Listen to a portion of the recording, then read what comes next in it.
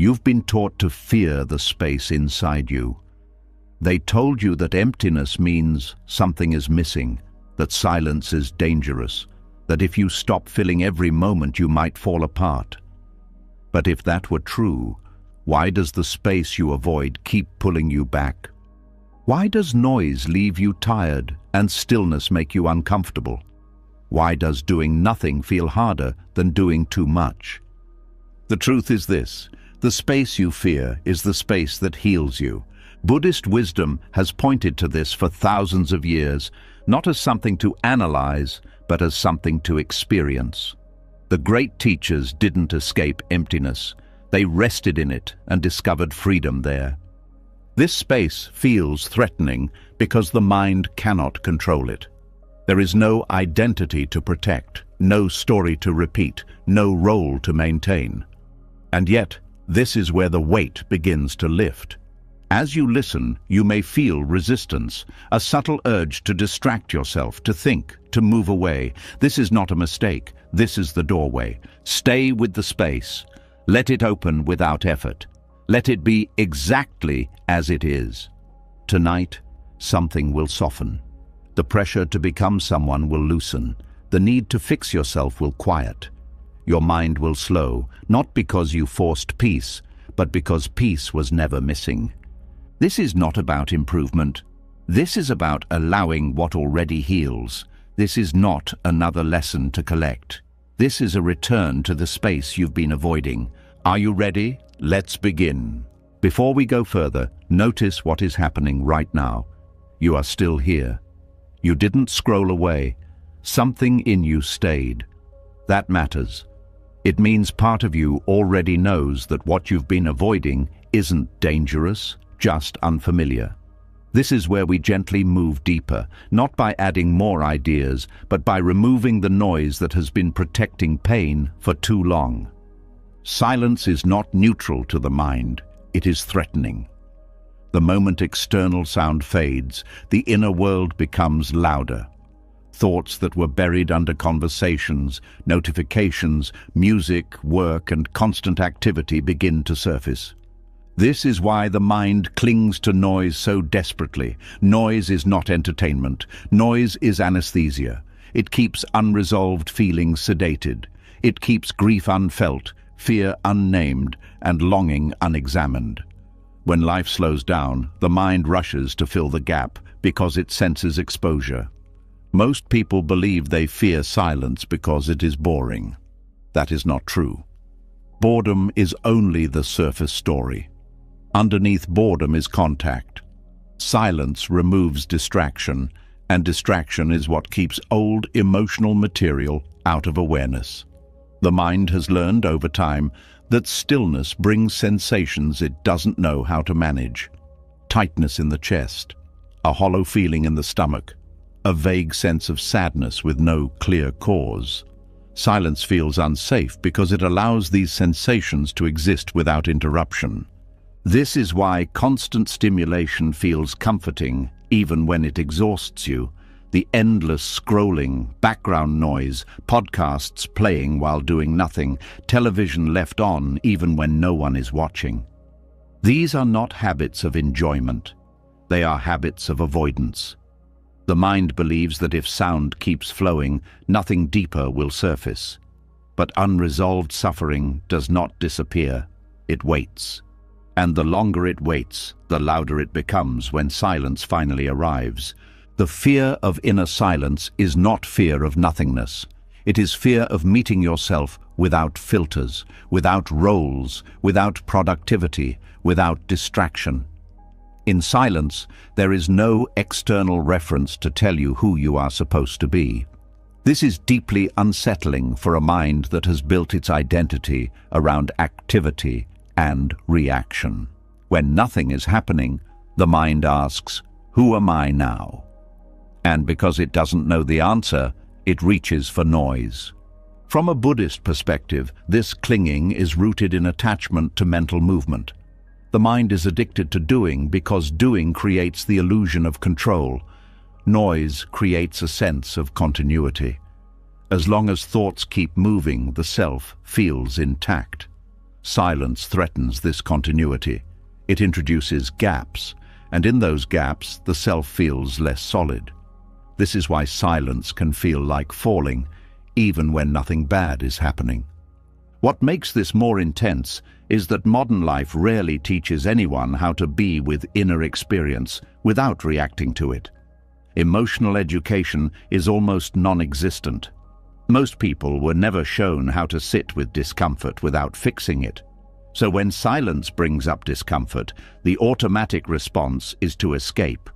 Not because the discomfort is unbearable, but because it feels unfamiliar and unmanageable. The mind also confuses silence with danger because of memory. Past experiences of emotional overwhelm get stored in the nervous system.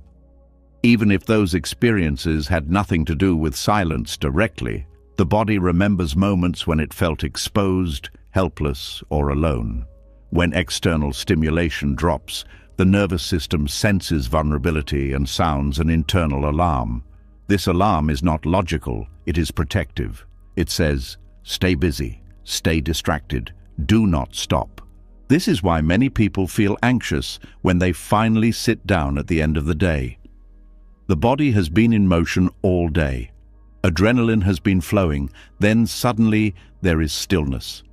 The nervous system doesn't know how to downshift smoothly. Thoughts speed up instead, worries appear, regrets replay. The mind interprets this as proof that silence is harmful, when in reality it is simply unused to it. Silence feels threatening before it feels medicinal, because the first thing it does is remove suppression. It does not create pain. It reveals what was already there. This is an important distinction. Silence is like turning off bright lights in a room so your eyes can adjust. At first, everything feels darker. Shapes are unclear. The impulse is to turn the lights back on. But if you stay, your vision slowly adapts. What felt like darkness becomes clarity. Inner silence works the same way. In the beginning, the mind feels exposed. Thoughts appear louder. Emotions feel closer. There is a sense of unease. This is not a sign of failure. It is a sign that numbness is wearing off. Healing does not begin with peace. It begins with honesty, and silence is honest. The mind clings to noise because noise maintains the illusion that something else is responsible for how you feel. External input gives the sense that your state is being influenced from the outside. Silence removes that excuse. It places responsibility back into direct experience. Not responsibility in the sense of blame, but in the sense of presence. You can no longer say, I feel this way because of what I heard or saw. You are left with what is. This is uncomfortable because it dissolves distraction-based coping. Many coping strategies rely on avoiding direct contact with inner sensations. Silence removes those strategies. The mind resists this because it fears being overwhelmed. But what it does not realize is that suppression requires constant effort. Silence, once tolerated, requires none. There is also a deeper layer to this fear. Silence threatens the narrative self. The story you tell yourself about who you are depends on constant reinforcement. That reinforcement comes from thought, comparison, memory, and anticipation. Silence interrupts this loop. Without constant narration, the self feels less defined. This can feel like losing ground.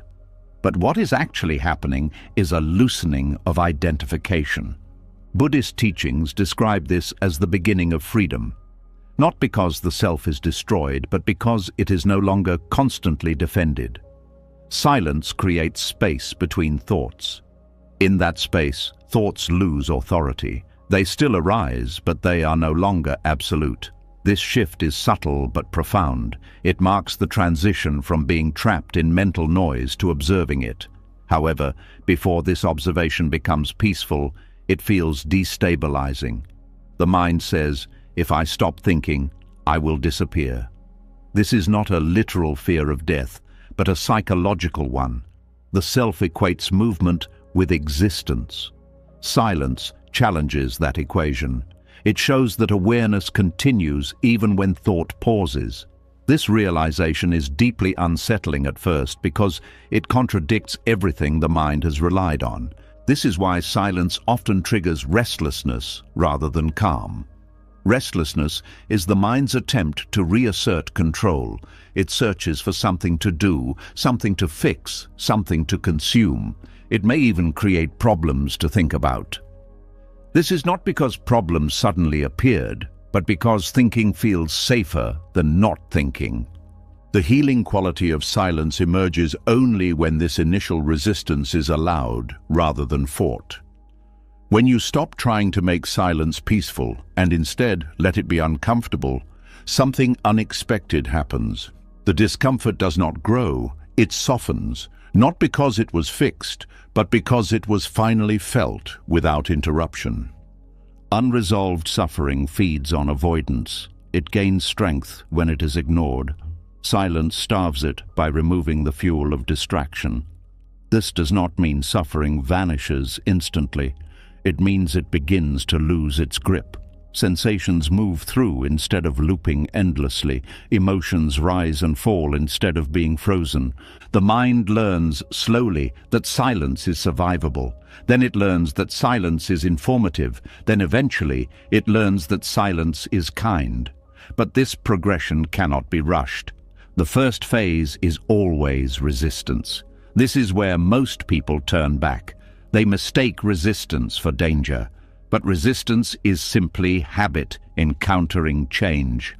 When silence is approached gently, without expectation, the nervous system begins to recalibrate. The body learns that it can be still without threat. This is not an intellectual realization. It is a physiological one. Breath deepens, muscles soften. The constant background tension begins to ease. This is why silence becomes medicinal. Not because it adds something new, but because it allows the system to return to balance. Another reason the mind clings to noise is that noise provides structure. It fills time. Silence exposes the open-ended nature of existence. There is no clear next step in silence. This openness can feel disorienting. The mind prefers known patterns, even painful ones, over uncertainty. Silence offers no script. That is both its danger and its gift. In the absence of noise, the mind begins to see how much energy it spends, maintaining unnecessary tension. It notices repetitive thought patterns. It sees how often it replays the past or rehearses the future.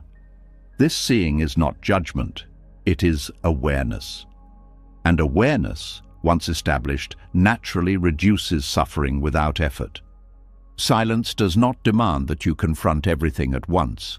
It works in layers. At first, you notice surface thoughts, then deeper emotional currents, then subtle bodily sensations. Each layer reveals itself only when the system is ready. This is why silence heals without force. It respects the pace of the nervous system. What makes silence transformative is not the absence of sound, but the absence of interference. When experience is allowed to arise and pass without manipulation, it completes itself. Trauma, anxiety, and chronic stress persist not because they are too strong, but because they are constantly interrupted.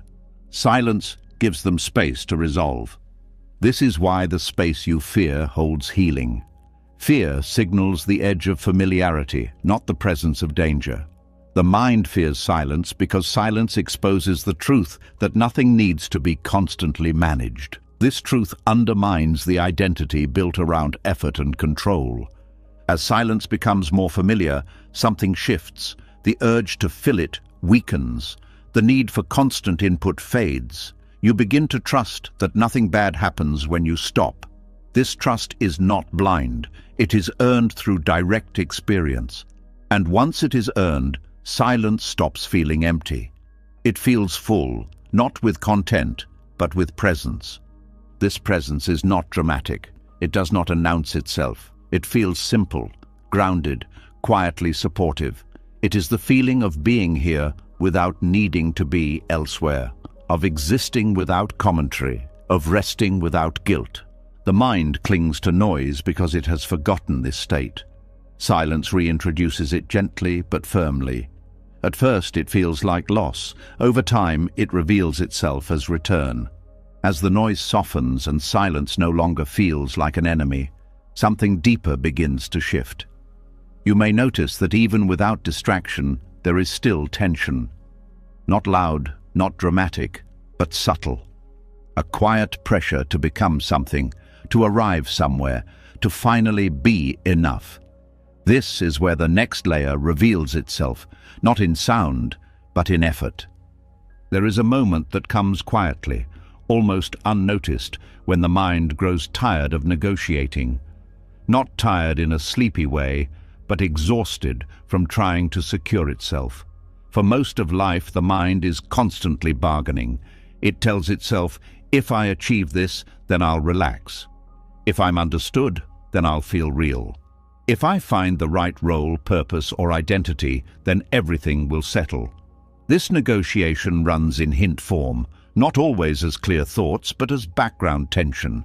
Even in silence, it can persist. Emptiness enters when this bargaining loses energy, not because the mind wins, but because it runs out of leverage. After silence exposes how much effort is spent avoiding discomfort, emptiness exposes how much effort is spent trying to become someone. The mind begins to see that every identity it reaches for is temporary. Every purpose it attaches to eventually shifts or collapses.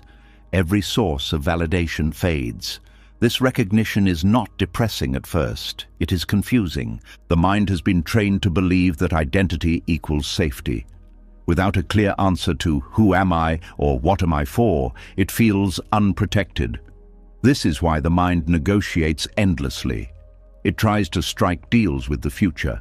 Once this happens, I'll finally be okay. These deals keep the self intact. They create forward motion. They give the illusion of direction. Emptiness interrupts this movement. When emptiness deepens, the mind is no longer interested in better versions of itself. Improvement loses its shine, not because growth is wrong, but because growth was being used as a shield. The mind begins to sense that no amount of refinement will solve the underlying restlessness. This is the collapse point, not dramatic, quiet, the moment when striving feels hollow. This collapse is often misunderstood as giving up. It is not. Giving up still has an object. You give up on something. Emptiness is different. It is the falling away of the one who was trying. The mind stops negotiating, not because it accepts defeat, but because it sees there was no contract to begin with. Identity is built through repetition. Roles repeated often enough begin to feel solid. Emptiness loosens this solidity. You may notice that labels lose their weight. Achievements feel distant. Failures feel less personal. This does not happen all at once. It unfolds as clarity. You see that identity was never stable, only familiar. Emptiness does not take identity away. It reveals its fluid nature. The same happens with purpose. Purpose is often framed as something you must discover or fulfill. This creates pressure. It suggests that without a clear mission, something is wrong. Emptiness dissolves this pressure by exposing its source. The mind wanted purpose to justify existence, to explain why you are here. Emptiness removes the need for explanation. Existence no longer requires justification. This is deeply unsettling at first. The question, what gives my life meaning, echoes loudly in the early stages of emptiness. But over time, the question weakens, not because it was answered, but because it no longer feels necessary. Life begins to feel self-validating, not meaningful in a dramatic sense, but sufficient. Validation is the last stronghold of negotiation. Even when identity and purpose begin to loosen, the mind still seeks confirmation, approval, recognition, signs that it is doing okay. Emptiness confronts this by offering nothing back. No praise, no reassurance, no rejection either, just space. In this space, the craving for validation is exposed as habit, not need. At first, the absence of feedback feels cold. The mind is used to mirrors, Social response, inner commentary, emptiness removes these mirrors. You are no longer reflected back to yourself. This can feel like disappearing, but what actually disappears is dependence, the need to be seen in order to exist. As negotiation ends, clarity emerges. Not conceptual clarity, but perceptual clarity. You begin to see thoughts as events rather than instructions. You notice how often the mind was trying to position itself favorably. This seeing is not judgmental, it is neutral. And because it is neutral, it is freeing. One of the most surprising effects of emptiness is relief. The constant internal dialogue softens. Decisions feel lighter. Not because you suddenly know the right answer, but because the stakes are lower. Choices no longer define you, they are simply choices. This restores a natural simplicity to action. The end of self-negotiation also ends comparison. Comparison relies on identity. It requires a solid self to measure against others. When identity loosens, comparison loses traction. You may still notice differences, but they no longer translate into worth. This is not a cultivated attitude, it is a byproduct of emptiness. Clarity also appears in relationships. Without the need to be someone specific, interactions become less performative. You listen more, you defend less, not because you are trying to be better, but because there is less to protect. Emptiness creates honesty by removing agenda. This does not mean passivity. Emptiness does not make you indifferent. It makes you responsive. Action arises from the situation itself, not from a self-image that needs maintenance. This is why clarity feels clean. There is less friction between inner state and outer action. Another shift happens around time. Self-negotiation is future-oriented. It constantly references what will happen later. Emptiness brings attention back to what is happening now, not as a practice, but as a default. Without a self to secure in the future, the present becomes sufficient. This sufficiency is subtle. It does not announce happiness. It feels like steadiness, like standing without leaning. The mind no longer needs to brace itself against uncertainty. Uncertainty remains, but it is no longer threatening. It is simply part of movement. Emptiness also reveals how much effort was spent maintaining consistency. Trying to be the same person across situations, trying to align with expectations, trying to make sense. When this effort drops, there is more energy hint available, not dramatic energy, but usable energy, the kind that supports clarity and care. The collapse of self-negotiation is not a permanent state you enter and stay in. The mind will try to renegotiate. This is natural. What changes is that you see it happening. Negotiation becomes transparent, and transparency weakens its grip. Over time, emptiness stops feeling like absence and starts feeling like openness. Not openness as an idea, but as lived space. There is room for experience without needing to define it. This room is what allows clarity to persist without effort. Clarity restored through emptiness is not sharp or analytical. It is soft and precise. You see what is needed without overthinking. You respond without rehearsing. You rest without guilt. This clarity does not come from understanding more. It comes from needing less. The end of bargaining also ends self-blame. Blame assumes a self that could have negotiated better. When that self is seen through, blame loses meaning. Responsibility remains, but it is clean. You respond to consequences without adding judgment. This is why emptiness feels frightening before it feels freeing. It threatens the systems that once provided direction. But once those systems collapse, something more stable appears. Not an identity, but a groundedness that does not depend on conditions. From this groundedness, life continues. You still work, you still care, you still make choices. But the inner pressure is gone. The constant question, "Am I enough yet?" no longer drives you. Not because it was answered, but because it dissolved. This is the quiet power of emptiness. It ends the endless negotiation by revealing it was unnecessary, and in that ending, clarity returns. Not as a goal achieved, but as a natural state uncovered. As clarity returns and the mind stops begging life to prove your worth, a strange new problem can appear. Not the old stress, not the old noise, something quieter, sharper, and more confusing. You finally get space inside you, and instead of relief, you feel a flicker of fear. Not fear of failure, fear of openness, fear of being unheld, fear that if you relax all the way, something in you will vanish. This is one of the most misunderstood moments on any inner path. People think peace should feel safe right away. They think spaciousness should feel like warm light. But for the ego, openness can feel like death. Not poetic death, not symbolic death. Real panic in the body, tight throat, fast heartbeat, a need to grab onto something, anything, just to feel solid again. In Buddhist psychology, this reaction makes perfect sense. The ego is not an evil thing. It is a survival strategy. It is a pattern of gripping.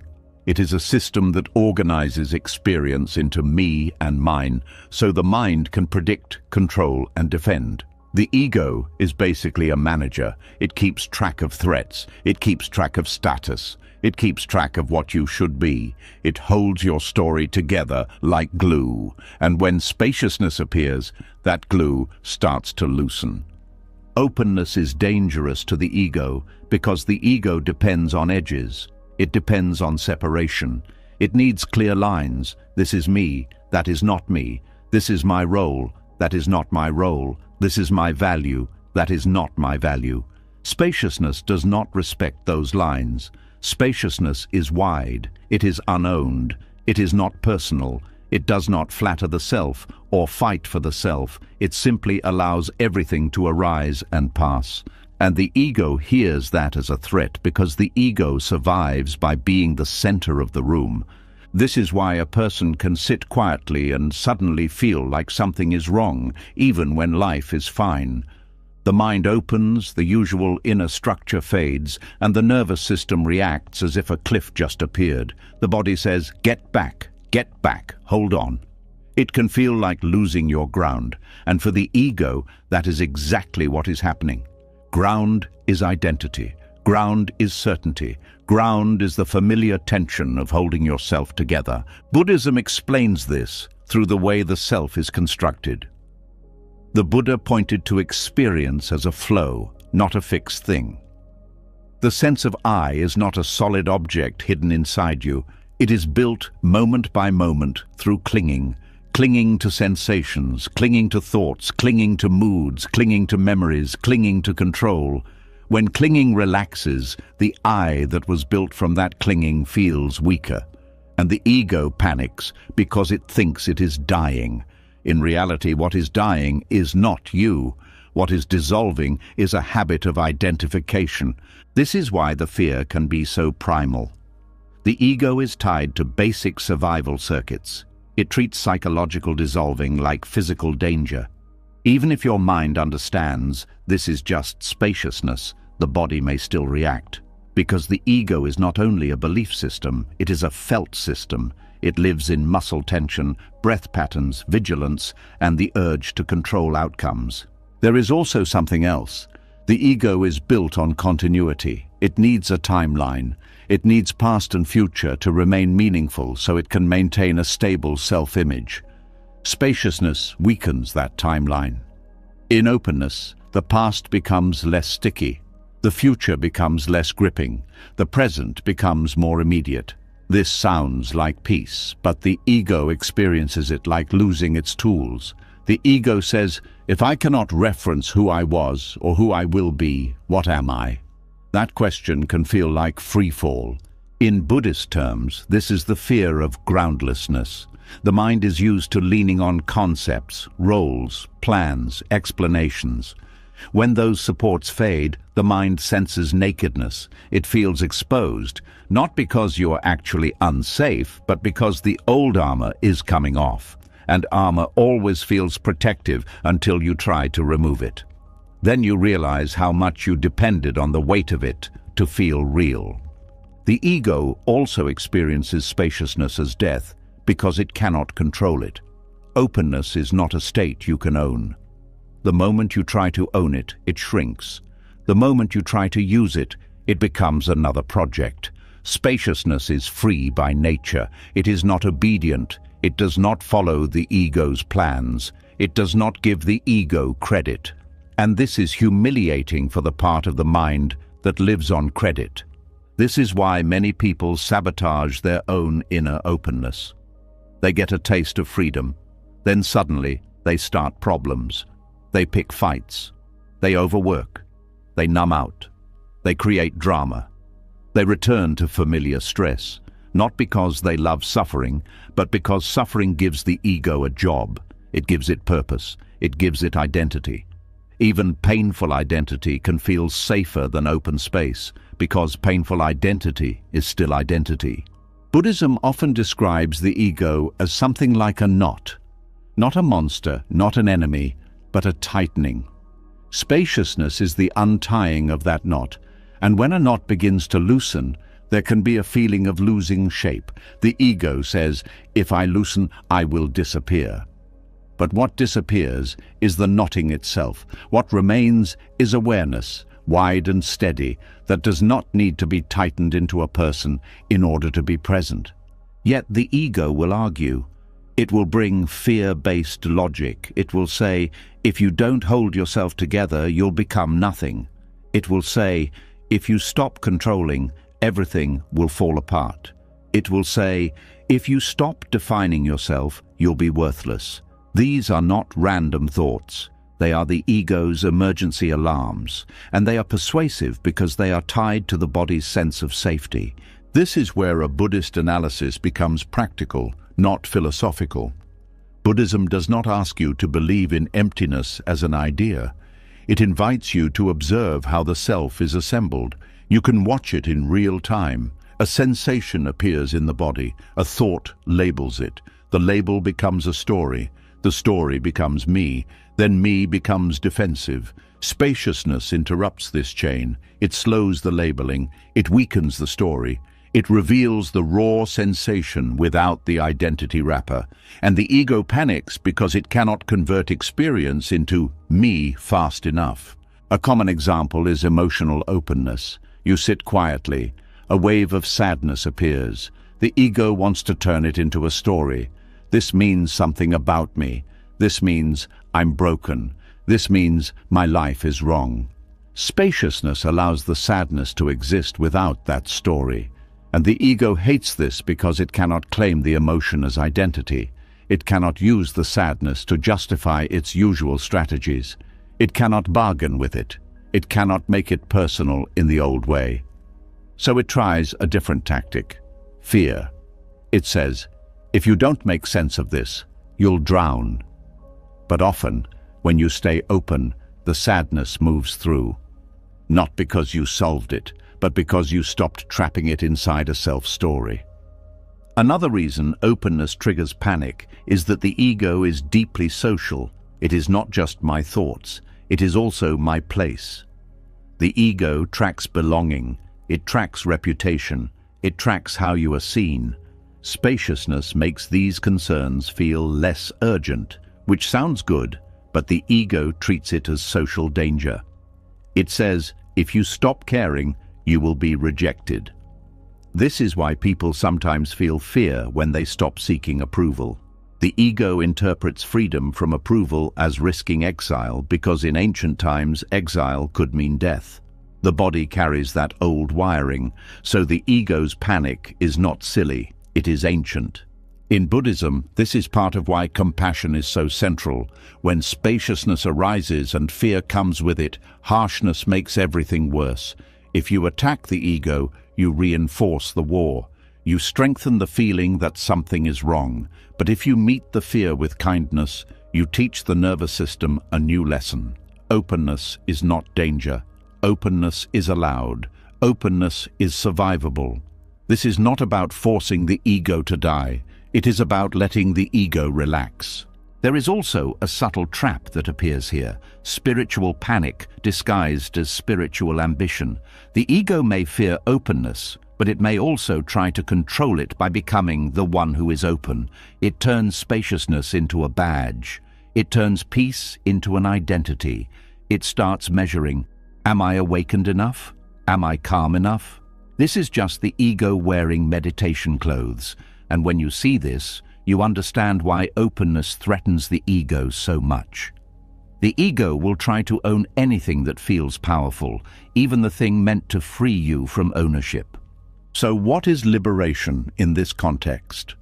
Liberation is not a dramatic experience that destroys the self. Liberation is the end of taking the self so seriously. It is seeing the ego as a process rather than a person. The ego becomes like weather. Sometimes it tightens, sometimes it softens. But it is no longer the ruler of reality. Spaciousness is the sky. Ego is the cloud. When you mistake the cloud for the whole sky, every shift feels like life and death. When you recognize the sky, the clouds can come and go without terror. But before the recognition stabilizes, the ego goes through what feels like an existential crisis. This is why openness triggers panic before it becomes freedom. The ego is losing its central role, and it calls that loss death. In many Buddhist traditions, this is described as meeting Mara, the force of confusion and fear that tries to pull you back into grasping. Mara is not a demon outside you. Mara is the collection of inner strategies that keep you asleep. When openness appears, Mara appears too, as fear, doubt, restlessness, and the urge to turn back. This is not a sign you're doing it wrong. It is a sign you're touching the real edge. Many people only taste calm that sits on top of control. They learn to be calm as long as life behaves. But openness is different. Openness is calm that does not depend on control, and the ego will resist that because control is its main currency. A helpful way to understand this is to see that the ego does not actually want you to suffer. It wants you to be safe. It just uses outdated methods. It believes tension equals safety. It believes thinking equals safety. It believes planning equals safety. It believes identity equals safety. Spaciousness says, safety is possible without those. The ego hears, we are no longer needed. And being unneeded feels like death to any part of the mind that built its worth on being necessary. This is why the fear can show up as a feeling of meaninglessness. Not because life has no meaning, but because the ego's meaning is collapsing. Ego meaning is meaning that proves the self. It is meaning that says, I matter because I achieve, because I'm special, because I'm recognized. Spaciousness is meaning without a salesman. It is the quiet sense of being alive without needing a reason. But before that quiet meaning is felt, the ego experiences the loss of its old meaning as emptiness in the negative sense, like a vacuum.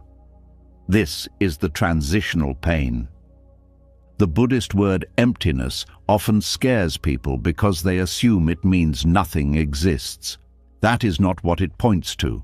It points to the absence of fixed, independent essence. Things exist, but they exist in relationship, in movement, in change. The self exists too, but not as a solid core. It is a pattern. Spaciousness reveals this, and the ego panics because it was pretending to be solid. When you begin to taste openness, you might notice moments where the sense of me is not as loud. You are walking, and for a second, there is just walking. You are listening, and for a second, there is just sound. You are breathing, and for a second, there is just breath. Then suddenly, the ego returns and says, wait, who is walking? Who is listening? That snapback can feel startling, but it shows you the mechanism. The ego reasserts itself because it fears disappearing, even though the disappearing was peaceful. This is where a simple approach helps. Let the ego come back without treating it as failure. Openness is not ruined by the return of selfing. The return is part of the training. Each time you notice the ego grabbing, you are no longer fully inside the grab. That noticing is already spaciousness. The ego will still claim center stage, but it is being watched now, which changes everything. Another layer of panic comes from the fear of losing desire. The ego often equates desire with life. It says, if you stop wanting, you will become flat. You will stop caring. You will become passive. Spaciousness can feel like desire weakening, and the ego interprets it as loss of vitality. But there is a difference between compulsive wanting and natural aliveness. Compulsive wanting is restless. Natural aliveness is present. When openness grows, compulsive wanting softens, but aliveness does not disappear. In fact, many people report a cleaner joy, a simpler appreciation, once the constant hunger quiets. The ego just cannot predict that, so it fears it. A Buddhist analysis would say the ego mistakes grasping for love. It mistakes attachment for connection. It mistakes control for care.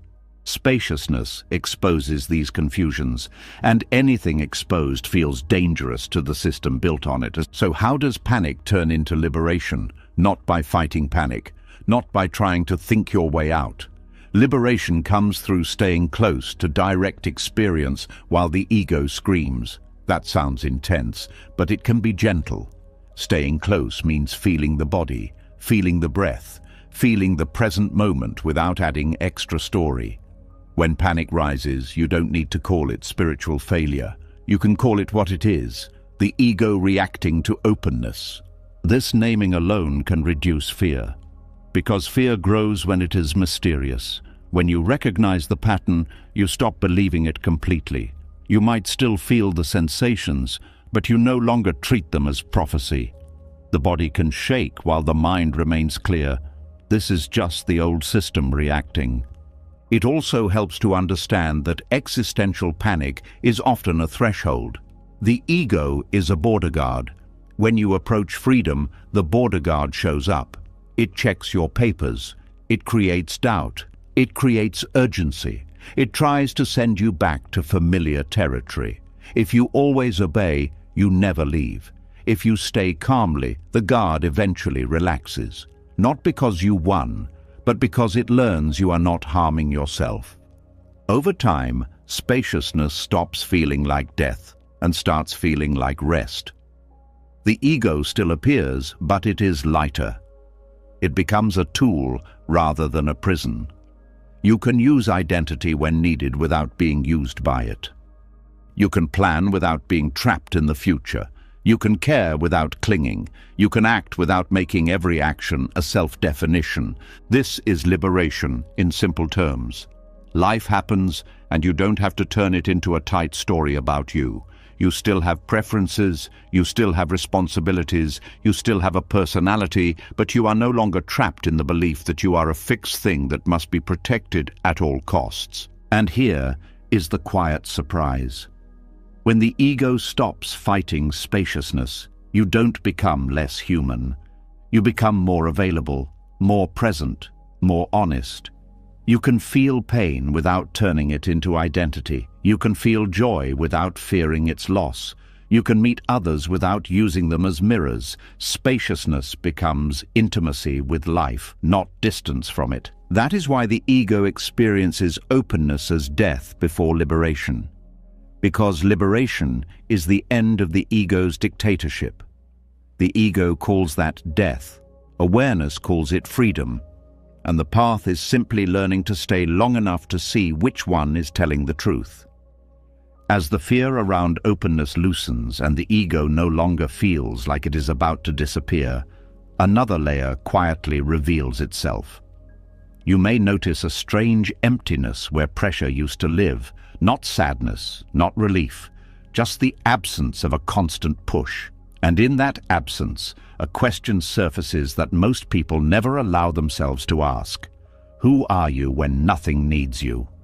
This question can feel unsettling because usefulness has been a lifelong anchor. From early on, many people learned that being needed meant being safe. Being useful meant being loved. Being productive meant being worthy. This conditioning runs deep. Even when the ego loosens its grip, this habit can remain, hiding beneath good intentions. Emptiness brings it into view. The compulsion to be useful is not the same as care. Care is natural, compulsion is driven. It carries tension, it carries urgency. It says, if I am not contributing, I am failing. This belief becomes a quiet engine behind burnout. Not the kind of burnout that comes only from too much work, but the deeper kind that comes from never being allowed to rest inside yourself. When emptiness deepens, usefulness loses its central role. Not because contribution becomes meaningless, but because existence no longer needs justification. This is where the healing begins. Being unneeded does not mean being unwanted. It means no longer being required to perform in order to belong. Burnout is often misunderstood as a problem of workload. But many people burn out even when they slow down. They rest physically, but the inner pressure continues. Why? Because the true exhaustion is not in the body. It is in the identity that believes it must constantly prove its value. Emptiness dissolves this belief by removing the stage on which performance once mattered. At first, being unneeded can feel like rejection. The nervous system interprets it as loss of relevance. This reaction is understandable. Human beings evolved in groups where usefulness often meant survival. If you were needed, you stayed. If you were not, you were at risk. That ancient wiring still lives in the body. So when emptiness removes the sense of being required, fear can arise. But this fear is not a sign of danger. It is a sign of conditioning loosening. As emptiness stabilizes, something surprising happens. Without the pressure to be significant, attention becomes clearer. You begin to act from responsiveness instead of obligation. You help because help is needed, not because you need to be needed. This distinction changes everything. It removes resentment. It removes overextension. It removes the quiet anger that comes from giving too much without rest. Many people confuse self-worth with usefulness. They believe that if they stop producing, they will disappear. Emptiness gently disproves this. In moments where nothing is demanded of you, awareness still remains, breath still moves, presence still exists. This shows the nervous system that worth is not transactional. It does not rise and fall with output. This realization heals burnout at its root, because burnout is not just exhaustion. It is the collapse of meaning under constant pressure. When meaning is tied to productivity, rest feels like failure.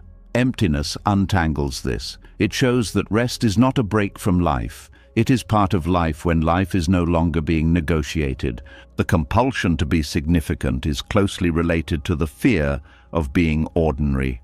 Many people push themselves not because they love what they do, but because they fear being invisible. Emptiness removes this fear by making invisibility safe. In the absence of constant recognition, there is still presence, there is still being. This is deeply soothing to the system. From a Buddhist perspective, significance is another form of clinging. It is clinging to an idea of impact, legacy, or importance as proof of existence. Emptiness reveals that existence does not need proof. The need to leave a mark relaxes, and with that relaxation comes a lighter way of engaging with the world. This does not lead to apathy, it leads to balance. When the need to matter dissolves, actions become cleaner. You can work without over-identifying. You can rest without guilt. You can say no without fear. You can say yes without self-erasure. This balance is what prevents burnout, not time off alone. Another layer of healing comes from the end of over-responsibility. Many people carry the weight of others' emotions, outcomes, and choices. They feel responsible for fixing, saving, supporting beyond their capacity. This often comes from the belief that being needed equals being loved. Emptiness loosens this belief. It allows responsibility to return to its proper place. When emptiness is present, you can care deeply without absorbing everything. You can support without rescuing. You can be available without disappearing into others' needs. This boundary is not created through effort. It emerges naturally when your worth is no longer tied to usefulness. Burnout often includes a loss of joy. Things that once mattered feel flat. This is not because the world lost color, but because the system has been overused. Constant striving dulls perception. Emptiness restores sensitivity by removing strain. When you stop forcing meaning, small experiences regain depth. A quiet moment, a simple task, a shared glance, these become enough. There is also healing in no longer being essential. When you realize that life continues without your constant input, a deep relaxation occurs. The world does not collapse when you stop managing it.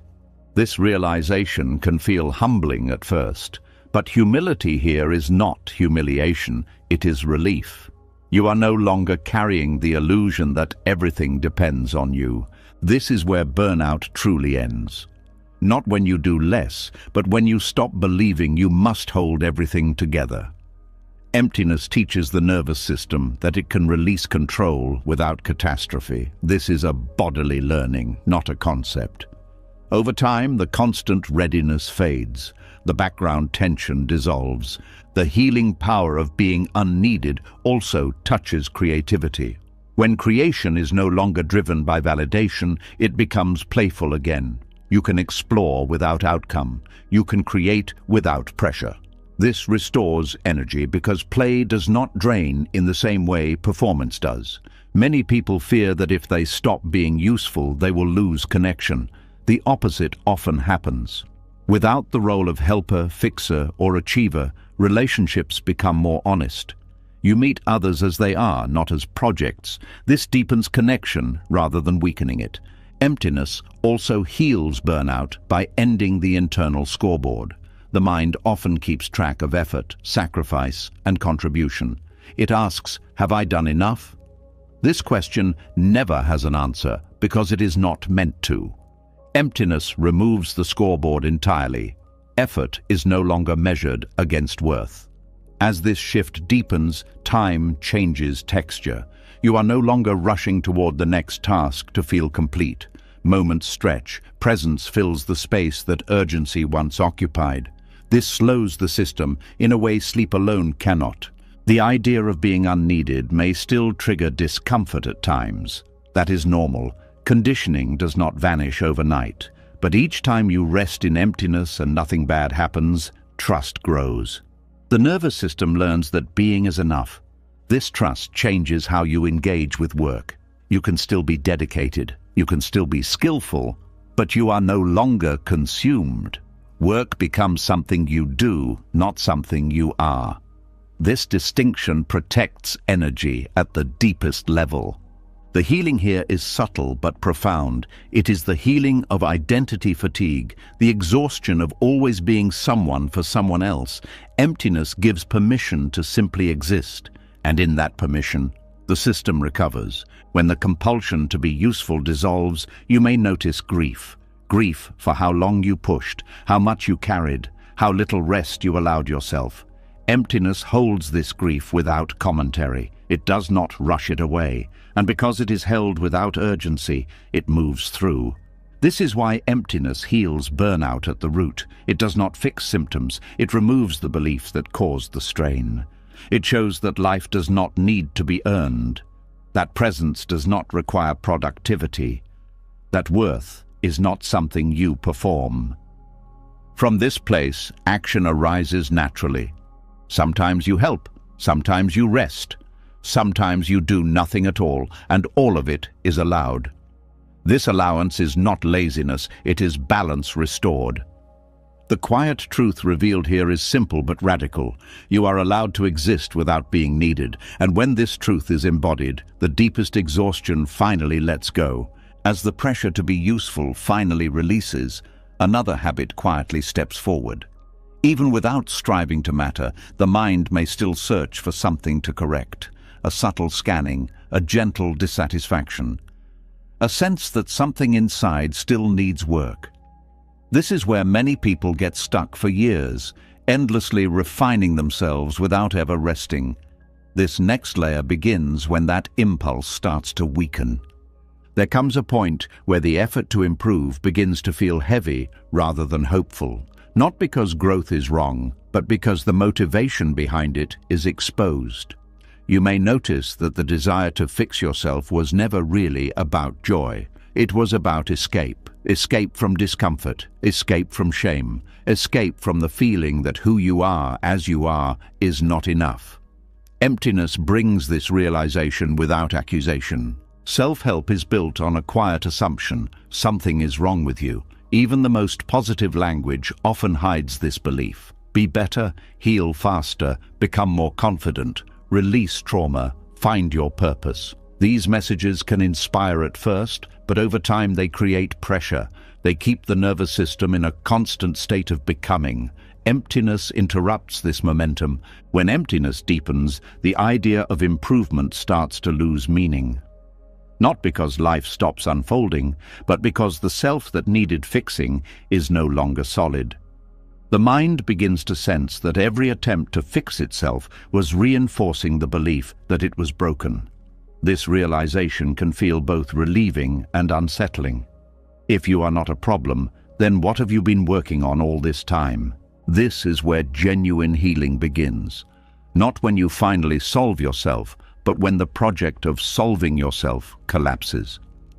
The collapse does not happen through logic. It happens through exhaustion. The mind eventually sees that no version of itself ever arrives permanently. Every improvement becomes the new baseline. Every breakthrough becomes the next thing to protect. Emptiness reveals the endlessness of this cycle. At first, letting go of self-help can feel irresponsible. The mind worries that without effort, everything will fall apart. It says, if I stop fixing myself, I'll regress.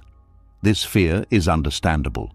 It is based on the belief that control equals stability. Emptiness gently disproves this belief by showing that life continues without constant management. Healing beyond self-help does not mean ignoring pain. It means relating to pain differently. Instead of treating pain as a flaw to eliminate, emptiness allows pain to be felt as experience. Sensations arise, emotions move, thoughts appear and dissolve. Nothing needs to be corrected for this process to unfold. In fact, correction often interrupts it. One of the most exhausting aspects of self-help is the constant self-monitoring. Am I doing this right? Am I progressing? Am I healed yet? This monitoring keeps attention locked on the self. Emptiness releases attention from this loop. Awareness opens outward and inward at the same time, without fixation. This reduces strain immediately. Another hidden cost of self-help is comparison. You compare your progress to others. You measure your healing against timelines. You judge yourself for still struggling. Emptiness ends this because there is no longer a race. Without a destination, there is no one ahead or behind. Experience unfolds at its own pace. From a Buddhist perspective, the desire to fix oneself is another form of craving. It is craving for a future self that feels better than the present one. This craving keeps dissatisfaction alive. Emptiness reveals that peace cannot be postponed. It is either present now or it is an idea. This does not mean nothing changes. Change still happens, but it happens organically rather than forcefully. Habits soften, insight deepens, behavior adjusts. These shifts are responses to clarity, not results of pressure. They do not require constant reinforcement because they are not fighting against what is. One of the most profound shifts that occurs when self-help falls away is a change in how you relate to your past. Instead of endlessly processing, analyzing, and reframing, there is simple acknowledgement. What happened, happened. The body remembers what it needs to remember. Emptiness does not erase memory. It removes obsession. Trauma, in particular, responds differently in emptiness. Rather than being worked through cognitively, it unwinds somatically. The nervous system releases tension when it feels safe enough to do so. This safety does not come from understanding more. It comes from not being pushed. Self-help often treats the mind as the primary agent of healing. Emptiness shifts healing to the whole system: body, breath, sensation, awareness. This holistic process does not follow steps. It follows readiness, and readiness cannot be forced. There is also a subtle humility that arises here. Without the project of self-improvement, you stop assuming you know what needs to change. You listen more. You respond rather than plan. This humility is not weakness. It is alignment with reality as it is. Many people fear that abandoning self-help means settling, but emptiness does not settle for less. It settles into truth. It removes the illusion that fulfillment lies somewhere else. This makes engagement with life more sincere. You no longer chase transformation, you allow it. Another layer of healing appears in relationships. When you are no longer trying to fix yourself, you stop trying to fix others. You meet people where they are. This reduces conflict. It increases patience. It deepens connection. The end of self-help also ends the subtle violence of self-rejection. Even gentle improvement carries the message, "You are not okay yet." Emptiness replaces this with acceptance that is not conditional. This acceptance is not complacency. It is kindness. Kindness changes how you handle difficulty. Instead of immediately asking, "How do I get rid of this?" you ask, "Can this be here?" This shift reduces resistance, and resistance is what turns discomfort into suffering. Emptiness beyond self-help reveals that healing is not an achievement. It is a natural movement toward balance when interference stops. This is why so many people feel relief when they stop trying. The system knows how to regulate itself when it is not constantly corrected. There is also freedom from identity here. You are no longer the one who is healing. You are no longer the one who is broken. You are simply experiencing life. This simplicity removes layers of self-consciousness that drain energy. The mind may still reach for techniques occasionally. That is okay. Emptiness does not forbid tools. It just removes dependence on them. Tools become optional rather than essential. This changes their effect. Over time, you may notice that problems resolve themselves without intervention, or they lose their emotional charge even if they remain. This is because they are no longer being fed by resistance. Emptiness starves unnecessary suffering. Another important shift is trust. Trust in the process of life. Trust in the body's intelligence. Trust in awareness itself. This trust cannot be manufactured. It grows through repeated experience of not fixing and discovering that nothing breaks. The desire to improve oneself often comes from fear of being left behind. Emptiness removes this fear by showing that there is nowhere to arrive. You are already in the middle of life. Nothing is missing. This realization can feel anticlimactic. There is no grand finish line, no final version of you, but there is relief. And relief is underrated.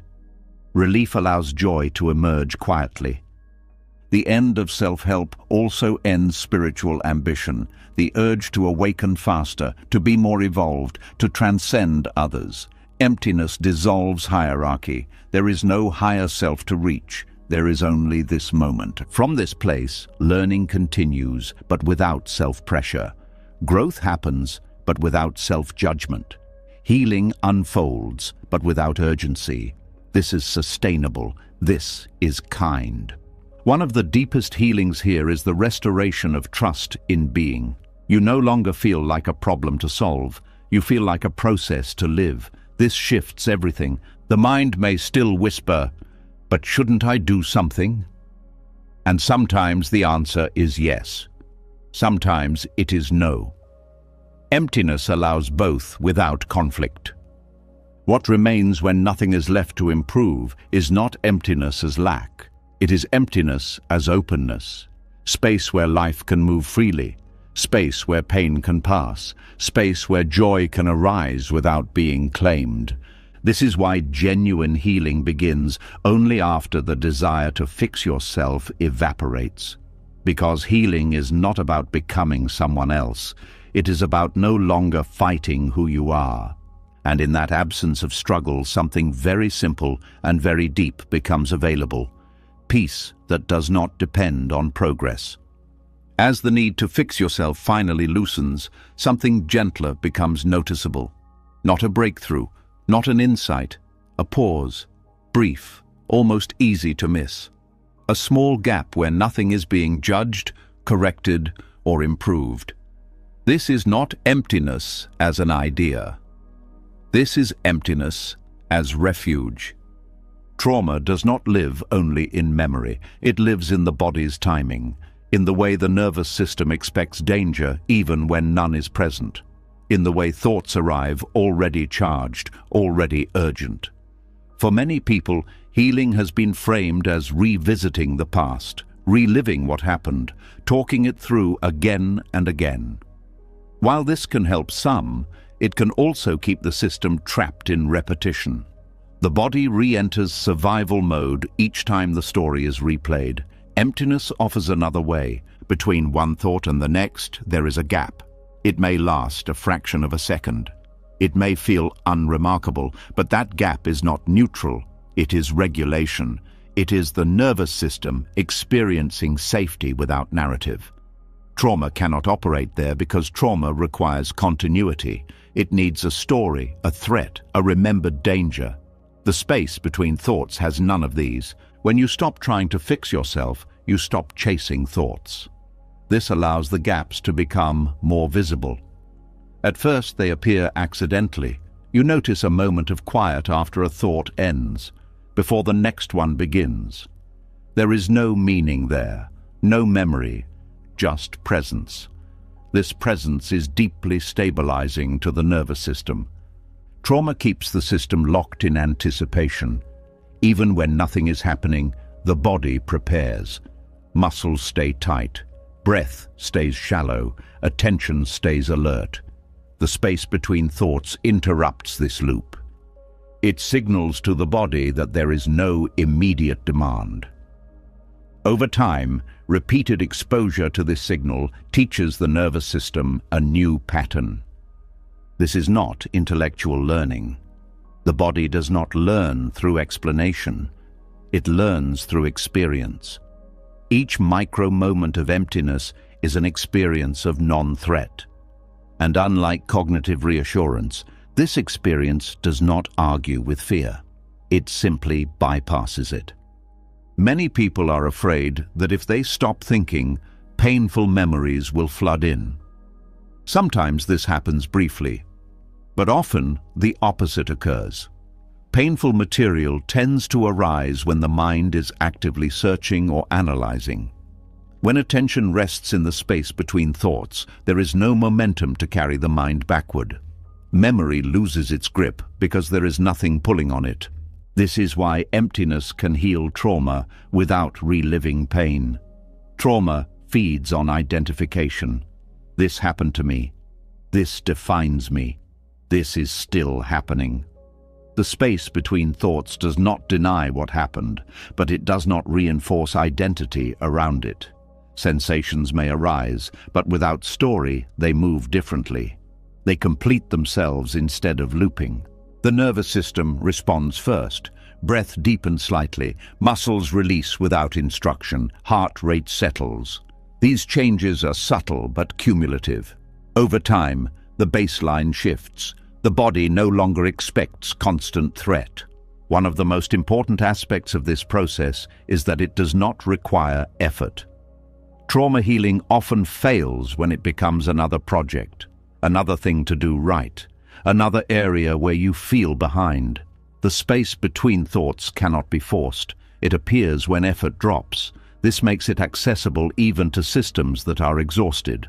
The mind may try to turn this into a technique. It may say, "I need to find the gap." This effort collapses the gap immediately. The space appears only when the mind stops reaching. This is why emptiness works where effort fails. It cannot be controlled, so it cannot be weaponized against yourself. In Buddhist understanding, thoughts are not the problem. Identification is. Trauma strengthens identification by tying thoughts to survival. This thought keeps me safe. This memory protects me. The space between thoughts shows the system that safety is possible without constant vigilance. This is a radical message for a traumatized nervous system. Another reason this space heals is that it restores timing. Trauma disrupts timing. The body reacts now to things that are no longer happening. In the gap between thoughts, there is only now, no past, no future. This reorients the nervous system to present time without needing to explain that the danger is over. It is important to understand that emptiness does not suppress trauma. Suppression tightens the system. Emptiness relaxes it. The difference is crucial. In suppression, there is effort to push away. In emptiness, there is absence of interference.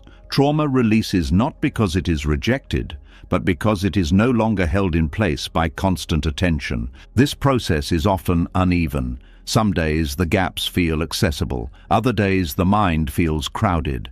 This is not failure. Trauma healing is non-linear because regulation depends on many factors: sleep, stress, environment, relationships. The value of emptiness is that it does not demand consistency. Even brief moments count. The brain rewires through repetition, not intensity. A single long meditation session does less than many small moments of safety throughout the day. Each time you notice a gap and rest there, even for a second, neural pathways shift slightly. Over weeks and months, this adds up. One of the most healing aspects of the space between thoughts is that it returns agency to the body. Trauma often involves loss of control, being trapped, being overwhelmed. In emptiness, nothing is happening to you. You are not being pulled. You are not being pushed.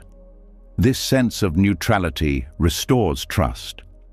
This trust allows the system to release stored tension gradually. Muscles soften, the jaw unclenches, the gut relaxes. These changes often occur without conscious awareness. People notice later that they feel less reactive, less startled, less exhausted. They may not connect it to emptiness, but emptiness has been doing its work quietly. Another important point is that emptiness does not bypass emotion. Emotions may still arise, but without constant thought feeding them, they pass through more cleanly. Sadness can be felt without turning into despair. Anger can arise without becoming rage. Fear can appear without becoming panic. This is because the space between thoughts breaks the link between sensation and narrative. Trauma narratives are powerful because they give sensations meaning. Meaning keeps them alive. Without narrative, sensations complete themselves naturally. For many people, the idea of not reliving trauma feels impossible. They believe healing requires revisiting the wound. Emptiness challenges this belief gently.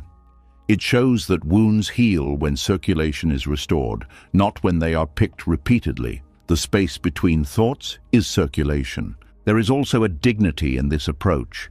Trauma often involves violation, being forced, being overwhelmed.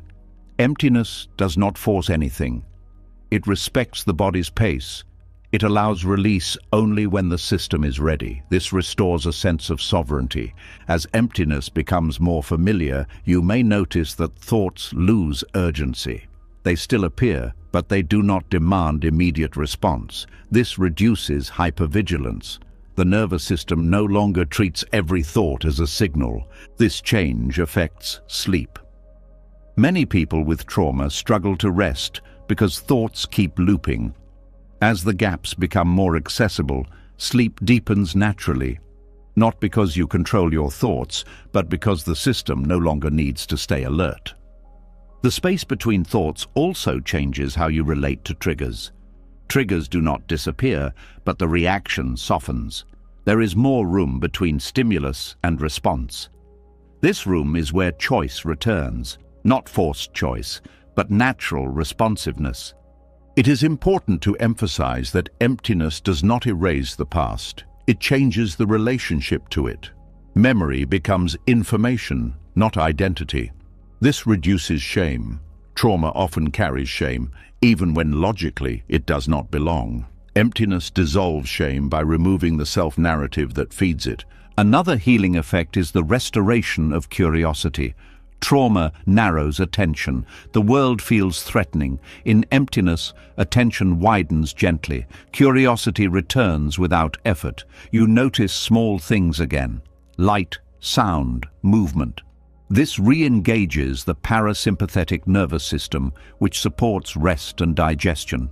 This approach also avoids re-traumatization. Many trauma survivors are re-traumatized by aggressive healing methods. Emptiness is inherently non-aggressive. It does not dig. It does not demand. It does not pry. It waits. The space between thoughts becomes a refuge, not because it hides pain, but because it does not amplify it. Pain is allowed, but not dramatized. This is profoundly regulating. Over time, you may notice that your sense of self becomes less rigid. You are not constantly defining yourself through what happened. This does not deny the past. It frees the present. The most subtle and powerful shift is this: safety stops being something you search for. It becomes something you touch again and again in small moments. The space between thoughts is always available.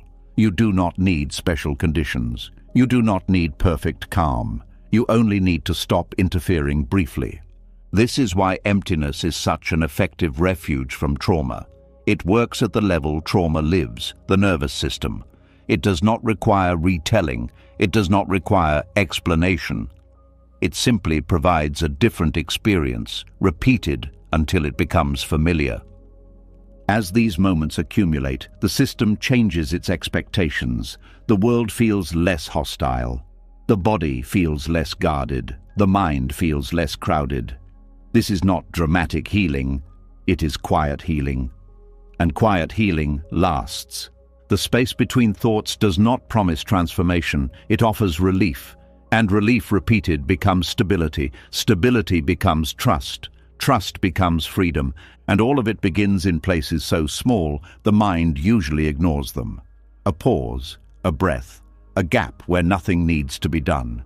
As the nervous system learns to rest in those quiet gaps, something unexpected can surface. Not panic, not memory, a hollow feeling that does not come from thought, a sense of being alone, even when nothing is wrong. This is often misunderstood and quickly avoided, but this feeling is not a setback, it is an opening. Loneliness is usually treated as a problem to solve, a sign that something is missing, a signal to reach out, distract, or fill the space.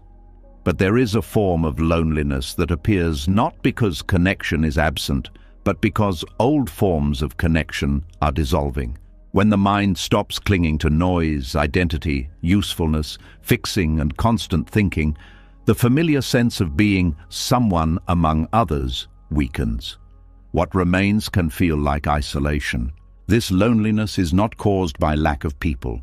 It can arise in relationships, families, crowds. It is not social loneliness. It is existential loneliness, the feeling of standing without reference points, the sense that nothing outside is holding you in place. This can feel deeply uncomfortable because the mind has relied on reflection from others to feel real. From early life, connection is mirrored. You know yourself by how you are seen, by how you are responded to, by how you are named. As emptiness deepens, this mirror loses its authority. You are no longer constantly checking yourself against others, and without that checking, there can be a feeling of floating alone. This is the loneliness many people fear the most. Not the loneliness of being unloved, but the loneliness of being unanchored. The mind interprets this as abandonment. But something else is happening. The boundary between me and not me is thinning, and before unity is felt, separation feels sharper. Buddhist teachings describe this phase as a necessary passage. When identification with roles, stories, and self-images fades, the old sense of belonging collapses. This belonging was based on similarity, comparison, and recognition. It was conditional. Loneliness arises when those conditions no longer organize experience. The instinctive response is to go back, to reattach, to seek validation, intimacy, or distraction. Sometimes this happens, but when loneliness is allowed to be felt without immediate escape, it begins to change character. It stops being about absence and becomes about openness. At first, loneliness feels like a lack of warmth, a quiet ache, a sense that no one truly knows you. But this ache is not asking for company. It is asking for honesty. It is the feeling of being without the usual filters, without the social self, without the performing self, without the reflected self. Non-dual awareness does not begin with connection. It begins with the collapse of separation. Loneliness marks this collapse. It is the experience of being without the usual boundaries, but not yet recognizing what that boundaryless state actually is. It feels empty because the mind has not learned how to perceive wholeness without objects. In this loneliness, the mind often says, "I am alone." But if you look closely, the I making that statement feels less solid. There is loneliness, but it is not clearly owned. It floats. This is important. It shows that loneliness itself is arising within awareness, not defining awareness. As this becomes clearer, something subtle shifts. You notice that loneliness does not require isolation. It can be present even when connection is available. This reveals that the loneliness is not about others. It is about the self losing its central position. The self has been the organizer of experience. It has been the reference point. When that reference weakens, experience feels uncentered. This uncenteredness feels lonely because there is no someone standing in the middle anymore. But this is also the beginning of non-dual awareness. Non-dual awareness means experience without a central owner, seeing without a seer, hearing without a hearer, living without a separate me supervising life.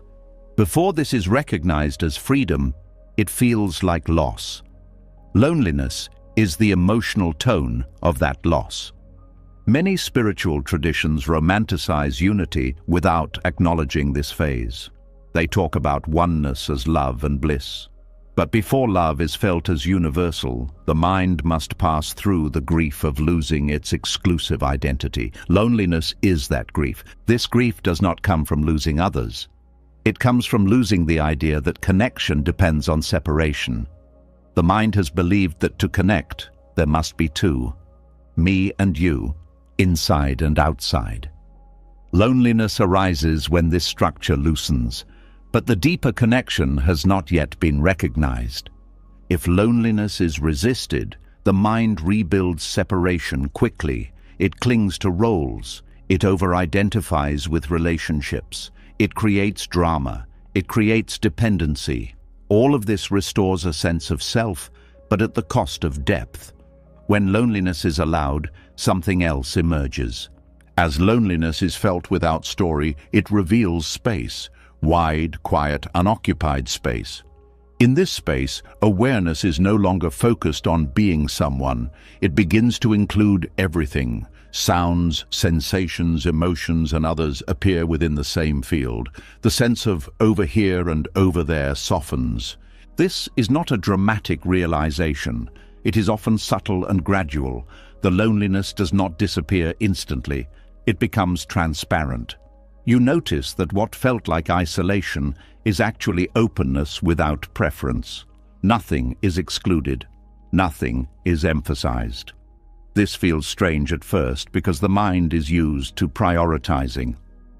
From this openness, connection is felt differently. It is no longer about closeness between separate selves. It is about shared presence. You feel connected not because someone understands you, but because you are no longer standing apart from experience. Life feels intimate without effort. This is why isolating experiences often precede profound connection. Isolation strips away distractions. It removes social reinforcement.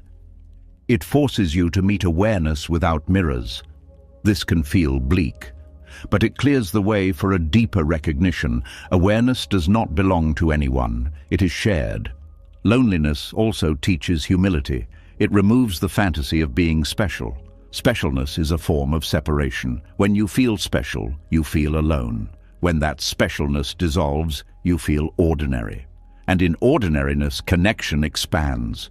This does not mean relationships stop mattering. They change.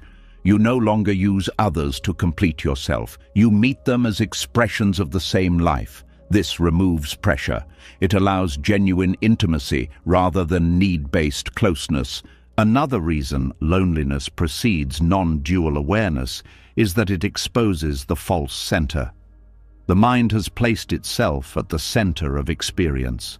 Loneliness shakes that center. When the center dissolves, there is no one left to be lonely. Loneliness fades not because connection is found, but because separation is no longer assumed. This shift often comes with a sense of quiet belonging. Not belonging to a group, but belonging to existence. You feel at home without explanation. This feeling is not emotional in the usual sense. It is steady. It does not fluctuate with mood. Before this belonging is felt, the loneliness can feel raw. The mind may interpret it as failure. Something is wrong with me. I am disconnected. But these interpretations come from the old framework. In truth, the system is reorganizing. Loneliness is also a teacher of compassion.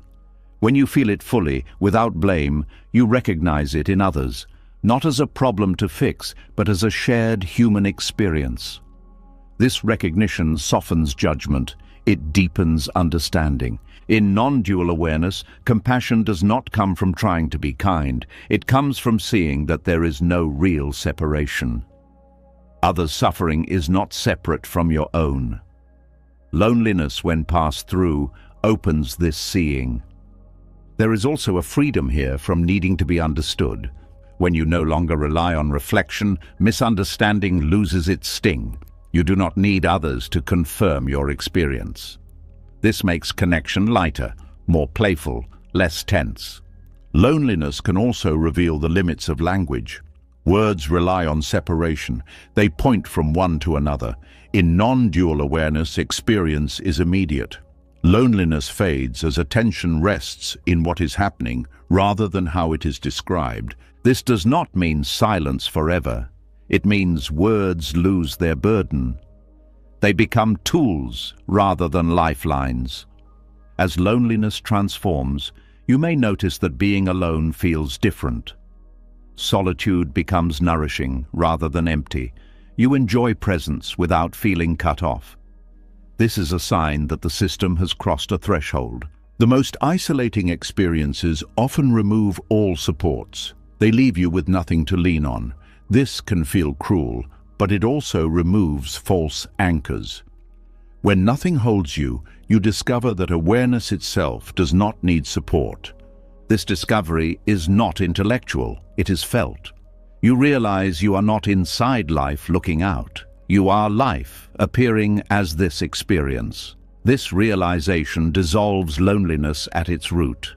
But again, this does not happen by trying to reach non-dual awareness. It happens by staying honest with loneliness, by not rushing to fill it, by letting it open you rather than close you. Loneliness becomes a gateway because it strips away the familiar and leaves the essential.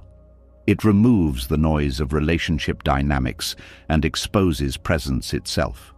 This presence is not yours or mine. It is what everything shares. From here, connection is effortless. You feel close without clinging. You care without fear. You are alone without being lonely. This paradox makes sense only when separation has dissolved. The journey through loneliness is not glamorous. It can feel dull, heavy, or empty, but it is honest, and honesty is the doorway. In the end, loneliness does not disappear because you found someone or something. It disappears because the one who felt separate was never as solid as it seemed. And when that is seen, what remains is not isolation, but quiet belonging with all life. As the sense of separation softens and connection no longer depends on mirrors or closeness, something else begins to lose its grip. The inner voice that explains everything. The habit of turning every feeling into a story. The constant need to know why you feel what you feel. What remains is raw emotion without commentary, and this is where a deeper healing quietly unfolds. Most people do not experience emotions directly. They experience the stories about emotions. Sadness becomes a story about loss. Anger becomes a story about injustice. Fear becomes a story about the future. These stories form instantly, often without awareness. They give emotions meaning, context, and identity, but they also trap emotions in time. Emptiness changes this relationship. When emptiness deepens, emotions still arise, but the mind no longer rushes to explain them. The gap between sensation and interpretation widens. In that gap, emotions are felt as movement rather than messages. This changes everything. Healing does not come from understanding emotions better. It comes from letting them complete themselves without being turned into identity. Emotional storytelling is how the self keeps itself alive. Every story says, "This is happening to me. This means something about me. This confirms who I am." Emptiness weakens this reflex. Without a solid self to defend, stories lose urgency.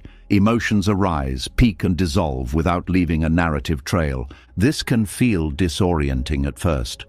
The mind is used to making sense of feelings. It believes meaning equals safety. When meaning drops away, emotions feel exposed. But this exposure is not dangerous. It is honest. And honesty allows emotions to move freely. Emotions are physical events. They are changes in breath, muscle tone, heart rate, and sensation. Storytelling pulls attention away from the body and into abstraction. Emptiness returns attention to sensation. This grounds emotion in the present moment, where it can be processed naturally. Many people fear that without stories, emotions will overwhelm them. In reality, stories are what make emotions overwhelming. Stories extend emotions into the past and future. They replay them. They justify them. They keep them alive. Without stories, emotions have a natural lifespan. This is why emptiness is so effective in healing emotional pain. It does not analyze. It does not fix. It does not interpret. It allows. Allowing is not passive. It is active presence without interference. And interference is what turns pain into suffering. When emotions are felt without narrative, they lose their personal edge. Sadness is just heaviness. Anger is just heat. Fear is just contraction. These sensations are intense but simple. They move, they change, they end. The suffering comes from my sadness, my anger, my fear. Emptiness dissolves the "my."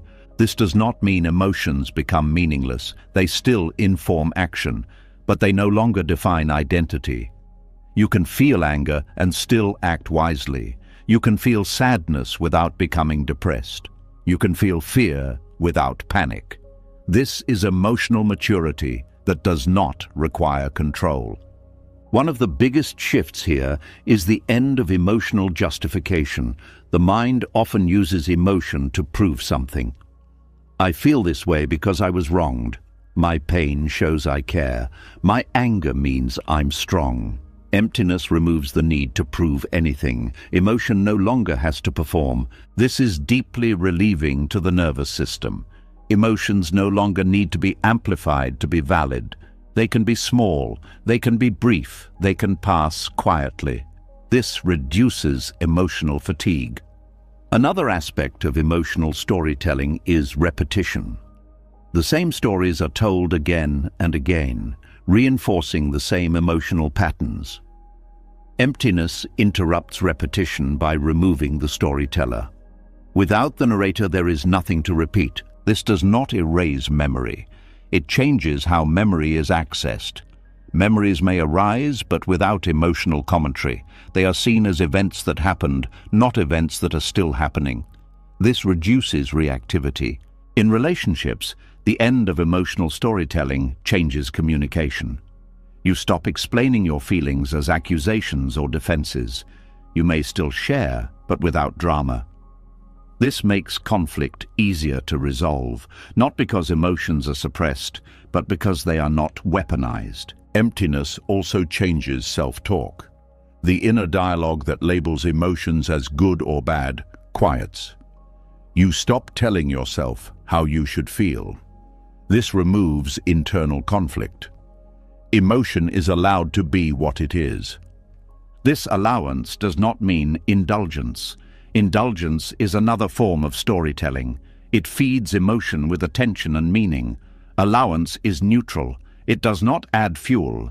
It lets the fire burn out naturally. One of the most healing effects of this process is the end of emotional identity. Many people define themselves by their emotional patterns. I am anxious. I am angry.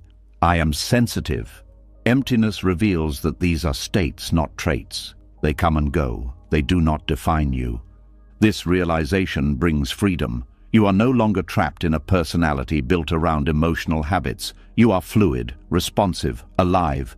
The end of emotional storytelling also reduces shame. Shame thrives on narrative. It needs a story about being wrong or broken. When emotions are felt without story, shame loses its structure. It cannot survive without interpretation.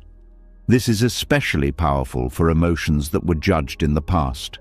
Anger that was punished, sadness that was dismissed, fear that was mocked.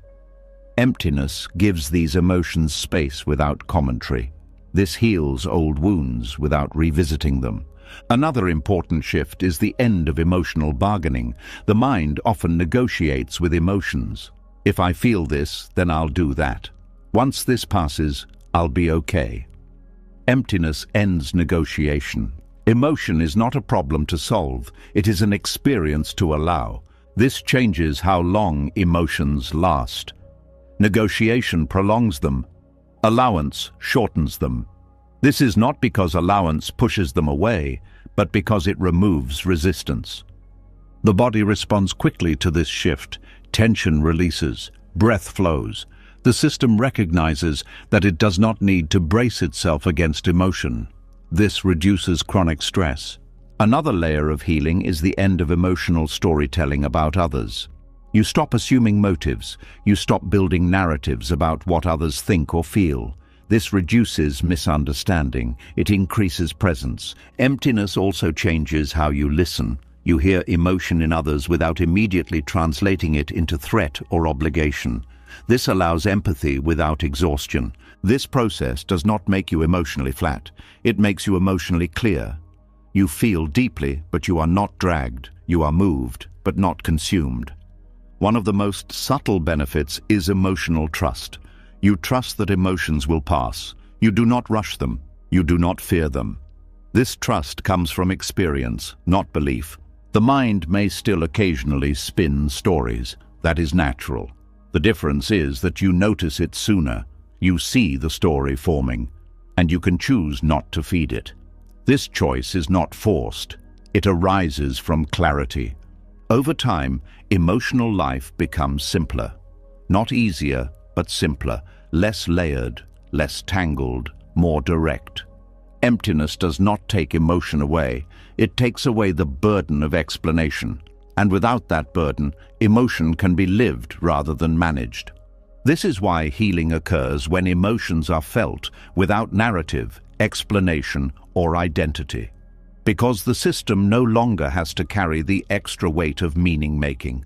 It can return to its natural rhythm. In this rhythm, emotions are waves, not walls. They rise, they fall, they leave no trace. And what remains is presence that is steady, spacious, and free. This presence does not deny emotion. It includes it, but it is larger than it. And in that largeness, healing happens quietly, completely, and without story. As emotional stories fall silent and feelings are no longer used to explain who you are, another sensation can suddenly appear. It is not an emotion in the usual sense. It is a feeling of having nothing to stand on, no inner position, no clear reference point. The mind reaches for something familiar and finds nothing. This moment can feel terrifying, and yet it is one of the most important thresholds there is. Groundlessness is not the absence of support in life. It is the absence of psychological footing, the loss of inner structures that once made you feel oriented, beliefs about who you are, assumptions about how life should unfold, narratives that told you where you stood. When these dissolve, the mind feels exposed. It says, "I don't know where I am anymore." And because the mind equates knowing with safety, fear arises. This fear is often mistaken for danger, but groundlessness is not collapse. It is openness without scaffolding. The terror comes from the mind's habit of leaning on certainty, leaning on control, leaning on meaning, leaning on identity. When nothing is available to lean on, the mind panics because it believes it will fall. But what actually happens is different. There is no falling because there is no edge. In Buddhist understanding, groundlessness is not a mistake. It is a direct encounter with reality as it is. Reality does not offer fixed ground. Everything changes, everything moves, everything arises and passes. Psychological ground is a construction built to make this movement tolerable. When that construction dissolves, the mind feels naked. The terror of groundlessness is the terror of not being able to predict yourself. You no longer know how you will feel tomorrow. You no longer know what identity will be relevant. You no longer know what belief will hold. The mind prefers even painful certainty over this openness. This is why people return to old patterns, even after insight. Familiar suffering feels safer than unfamiliar freedom. Groundlessness also threatens the idea of progress. Without a clear inner position, the mind cannot measure where it is. It cannot say, "I am getting better." This can feel deeply unsettling for anyone who has relied on self-development as orientation. When there is no psychological ground, there is no ladder, and without a ladder, the mind does not know how to move.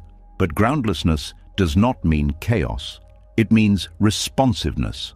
When you are not anchored to fixed positions, you respond to what is happening rather than reacting from habit. This is a different kind of stability. Not stability from holding still, but stability from flexibility. The terror comes from misunderstanding stability. The mind believes stability means something solid underneath, a belief, a role, a self-concept. But solid things break. They crack under pressure. Groundlessness reveals a different stability, one that does not depend on anything staying the same. This is why people often feel anxiety when psychological ground drops away.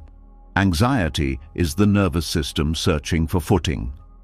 It scans for threat because threat is familiar.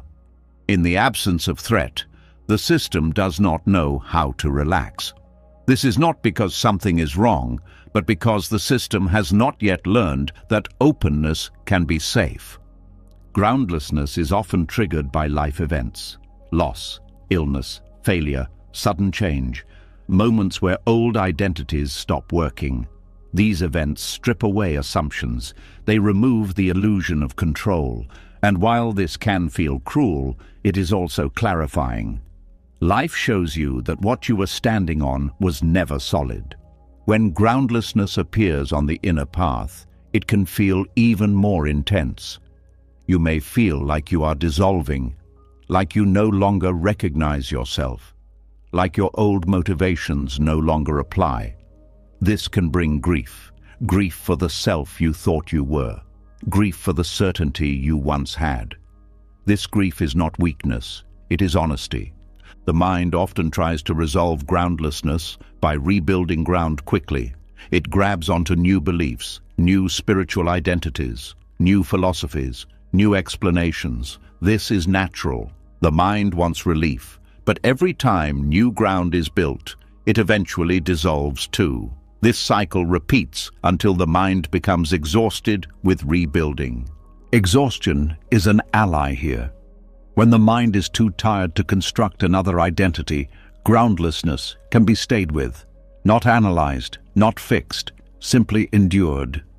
And in this endurance, something unexpected happens. The fear does not destroy you, the openness does not swallow you, life continues. This is when the deeper freedom reveals itself.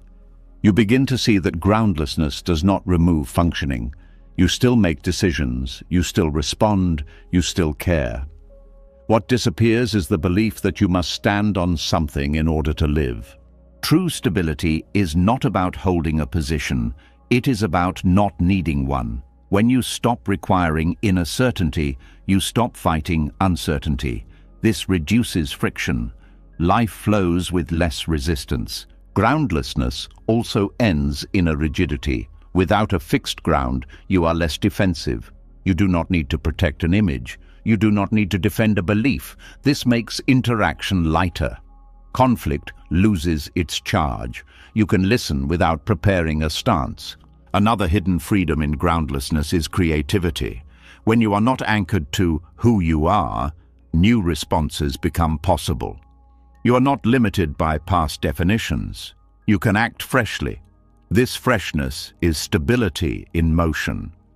Groundlessness also exposes how much fear was generated by trying to be secure. The constant effort to feel safe creates tension. When you stop trying to secure yourself psychologically, that tension dissolves. The nervous system begins to trust adaptability rather than control.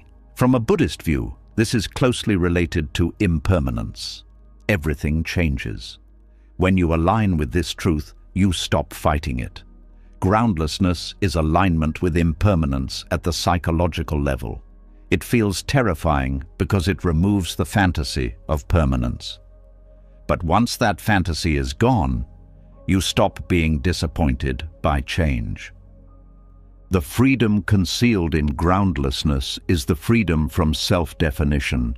You are no longer bound by past decisions or future expectations.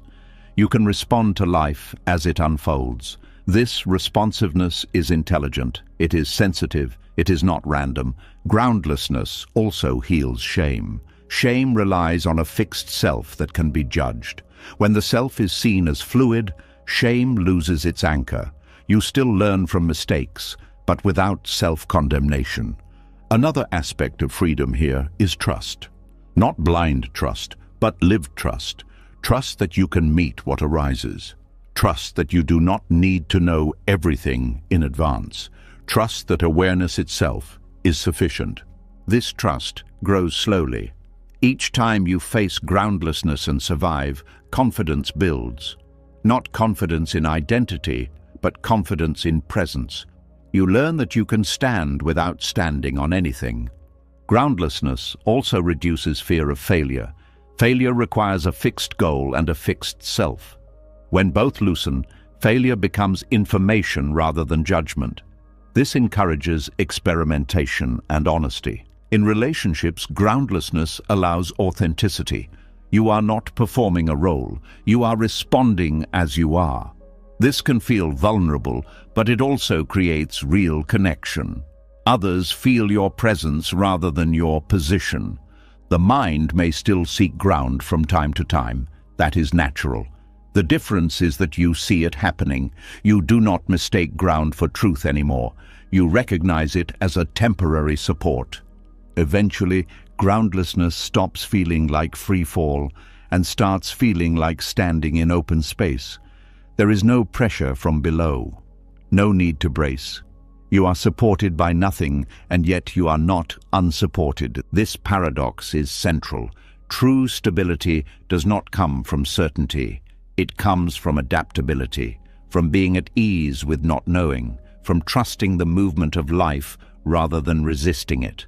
The terror of groundlessness hides this truth because the mind equates safety with solidity, but solidity is fragile, openness is resilient.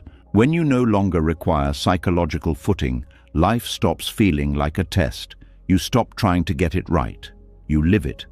This is stability that does not shake when conditions change. Groundlessness is not the end of the path. It is the doorway. a doorway to a life that is less defended, less rigid, and more alive. And once you pass through, you realize something simple and profound. You were never meant to stand on something. You were meant to move with everything. As the mind learns to stand without footing and discovers that openness does not destroy it, another challenge quietly takes shape. It is not fear this time. It is not panic. It is a dull, unsettling sense that something important has drained away. The drive that once pushed you forward fades, and what replaces it feels empty in a way that does not yet feel free. This is the phase where many turn back, believing something has gone wrong. When familiar goals lose their pull, the mind often labels the experience as meaninglessness. Purpose used to organize life. It gave direction, urgency, and identity. You knew what you were moving toward. You knew why you woke up in the morning. When emptiness deepens, these structures dissolve, not violently, but quietly. And quiet dissolutions are easy to misinterpret. Meaninglessness is frightening because it feels like stagnation. The mind says, if nothing matters, why do anything? This thought can feel heavy, draining, almost depressive, but this is not the end state. It is a transition. Meaning is dissolving because it was built on assumptions that no longer hold. Most meaning is borrowed. It comes from culture, family, achievement, comparison, and expectation. You were taught what should matter long before you had the chance to discover what actually does. Emptiness strips away borrowed meaning first. This creates a vacuum, and the mind assumes the vacuum is permanent. The problem is not that life has no meaning. The problem is that the old meaning was conditional. It depended on outcomes, on becoming, on arriving somewhere. When emptiness removes the sense of a separate self striving toward a future, those conditions collapse. Meaning based on I will be someone no longer works. This collapse can feel bleak. You may still function, but without enthusiasm. You may go through motions without conviction.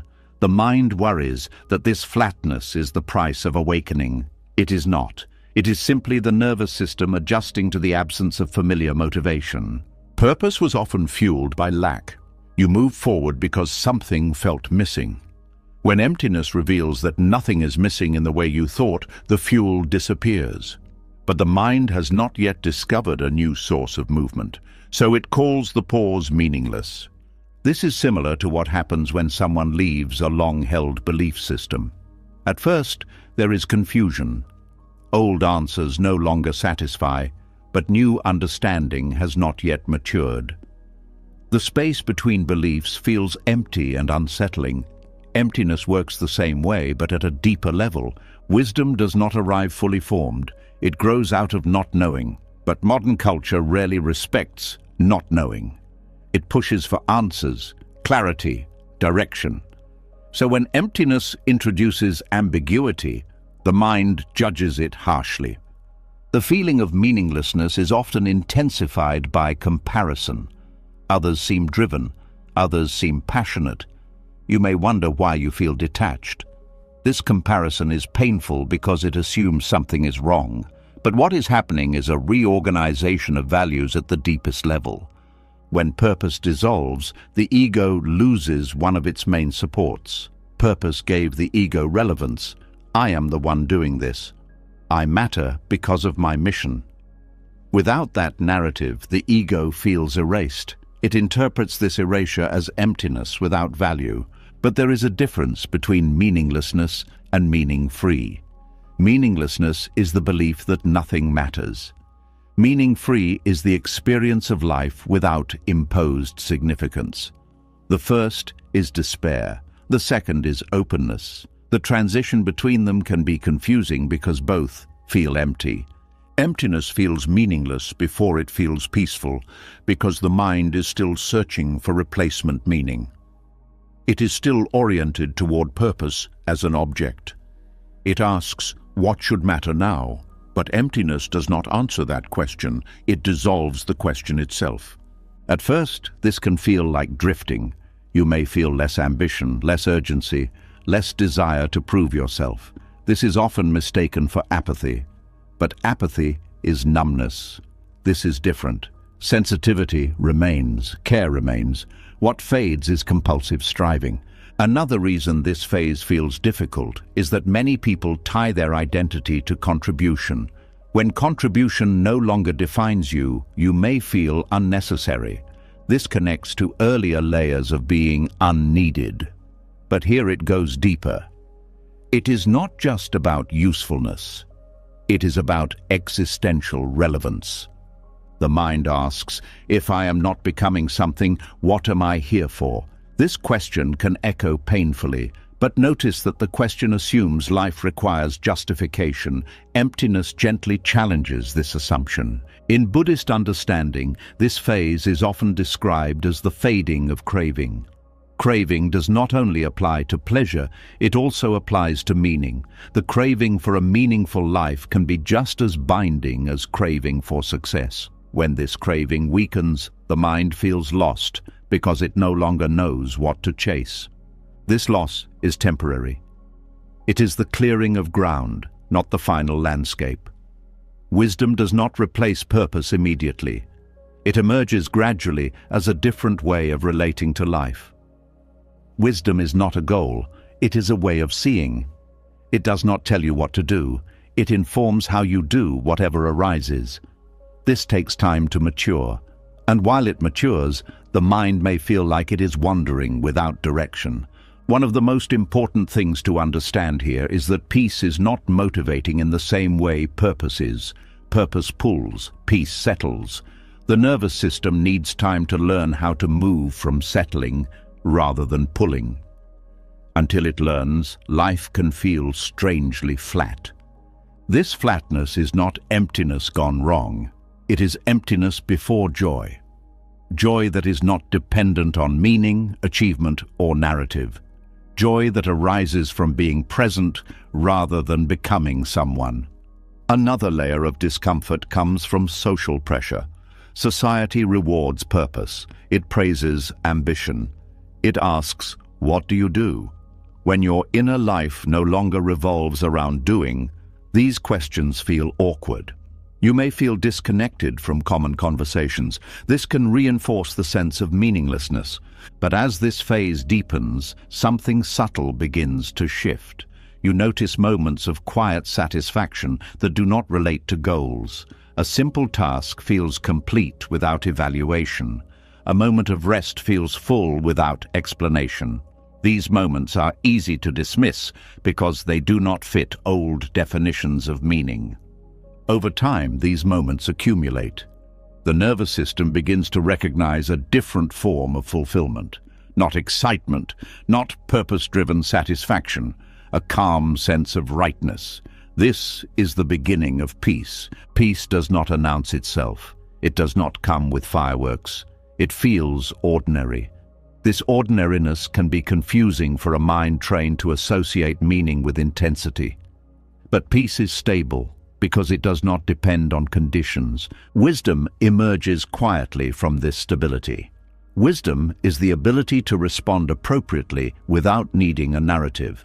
It does not tell you what matters. It reveals what does not matter. And by removing what does not matter, it clarifies action naturally. When wisdom begins to emerge, meaning returns, but in a different form. It is no longer abstract. It is lived. Meaning is found in presence, not purpose. In care, not accomplishment. In attention, not achievement. This meaning does not demand sacrifice. It does not require urgency. It does not depend on outcome. It feels grounded even without ground. The mind often resists this because it seems too simple. That can't be it, it says. There must be more. This resistance comes from old conditioning. Emptiness does not promise more, it reveals enough. Another reason emptiness feels meaningless before peaceful is that peace does not excite the ego. The ego wants drama, progress, identity. Peace offers none of these. It offers rest. And rest can feel boring to a system addicted to striving, but boredom here is not lack. It is withdrawal from stimulation. As the system detoxes, sensitivity returns. Colors become sharper, sounds become clearer, Presence deepens. This is not numbness, it is refinement. The transitional phase is often marked by doubt. Did I lose my motivation? Am I becoming passive? Is this a mistake? These questions are part of the shedding process. They are old voices trying to reassert relevance. It helps to see that meaninglessness is not a dead end. It is a threshold between borrowed meaning and intrinsic meaning. Borrowed meaning collapses quickly. Intrinsic meaning grows slowly. Intrinsic meaning is not something you find. It is something that reveals itself when you stop forcing life to be significant. It is felt in simple acts done fully, in listening without agenda, in resting without guilt. As wisdom deepens, action returns naturally. You do things not because they give your life meaning, but because they are what the moment calls for. This removes inner conflict. You are no longer torn between what you want and what you should want. Peace then stops feeling passive and starts feeling alive, not energized but engaged. You are present with what is happening without needing it to justify your existence. This is why emptiness feels like meaninglessness before it feels like peace. The old engine shuts down before the new rhythm is felt. The pause between them can feel uncomfortable, even frightening. But if you stay, if you do not rush to rebuild purpose, something wiser takes shape. Life begins to guide action without mental force. Values become embodied rather than conceptual. You do not think about meaning, you live it. In this way, wisdom emerges not as an answer, but as clarity, not as purpose, but as presence. And presence turns out to be enough. The mind eventually realizes that peace was not the absence of meaning. It was freedom from needing it. As peace begins to replace the hunger for meaning, another quiet unease often surfaces. It does not shout. It does not panic. It simply whispers, "I don't know who I am anymore."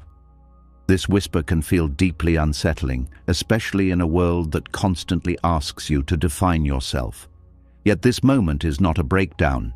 It is an opening. Not knowing who you are feels uncomfortable because identity has been your map. It told you how to act, what to value, and where you belonged. When purpose dissolved, identity often went with it. Roles that once felt natural now feel thin. Labels that once fit feel loose. The mind looks for something solid to point to and finds only space. This is often mistaken for a personal crisis.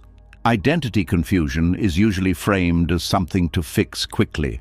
Choose a direction, pick a label, commit to a version of yourself. But this urgency comes from fear, not wisdom. The fear that without an identity, you will disappear. The fear that others will not know how to relate to you. The fear that life requires a clear definition to function. What is rarely acknowledged is that identity has always been provisional. It changed with age, context, relationships, and circumstances. The difference now is that you are aware of this fluidity. Awareness removes the comfort of pretending that identity was ever permanent. This honesty can feel destabilizing. The discomfort of not knowing who you are arises because the mind has been trained to treat identity as safety.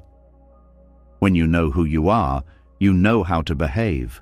When you know how to behave, you feel protected. Not knowing removes that script. You must respond freshly rather than automatically. This feels risky, but this risk is also sacred. It is sacred because it invites authenticity. Without a fixed identity, you cannot hide behind roles. You cannot perform a version of yourself. You must meet life as it is, moment by moment. In Buddhist understanding, the self is not denied, but it is seen as empty of fixed essence. This does not mean you do not exist. It means you exist as process, not as object. Identity confusion is the mind catching up to this truth. It is the gap between losing old definitions and not yet needing new ones. This gap feels uncomfortable because it is unstructured. The mind loves structure. It loves knowing where it stands. In this interval, there is no clear position. You may feel transparent, exposed, undefined. These sensations can trigger anxiety because the mind equates definition with protection. Yet something remarkable happens when you do not rush to resolve this discomfort.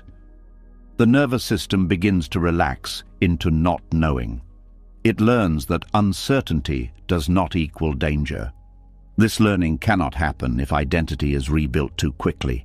The sacredness of this interval lies in its openness. You are no longer limited by past descriptions. You are not constrained by expectations you once accepted. You are free to respond rather than conform. This freedom does not feel empowering at first. It feels empty.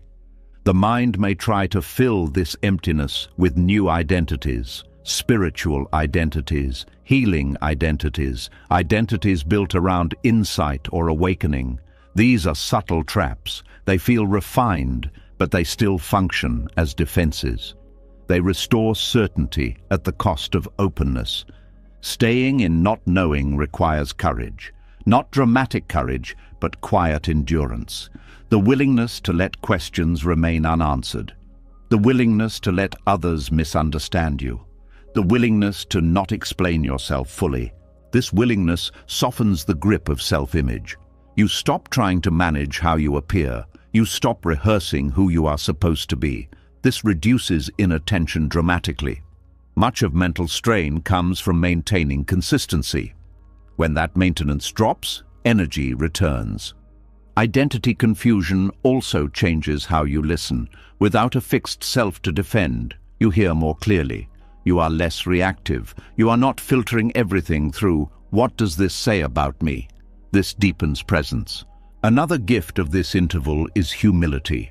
Without a clear identity, you are less certain. This uncertainty opens curiosity. You are more open to learning, more open to being wrong, more open to change. This humility is not self-doubt. It is flexibility. It allows growth without self-violence. You are no longer forcing yourself into shapes that do not fit. The discomfort can still be intense, especially in social situations. When asked to describe yourself, you may hesitate. Old answers feel false. New answers feel premature. Silence feels awkward. This awkwardness is part of the shedding process. Society often treats identity confusion as immaturity, as something that should have been resolved earlier. This creates shame. But from a contemplative perspective, this confusion is a sign of depth. It means you are no longer satisfied with surface definitions. Identity confusion also reveals how much of your sense of self came from contrast. You knew who you were by knowing who you were not. Emptiness dissolves this contrast. Without comparison, identity loses shape. This loss of shape allows compassion to grow. When you no longer define yourself rigidly, you stop defining others rigidly. You see people as processes, not categories.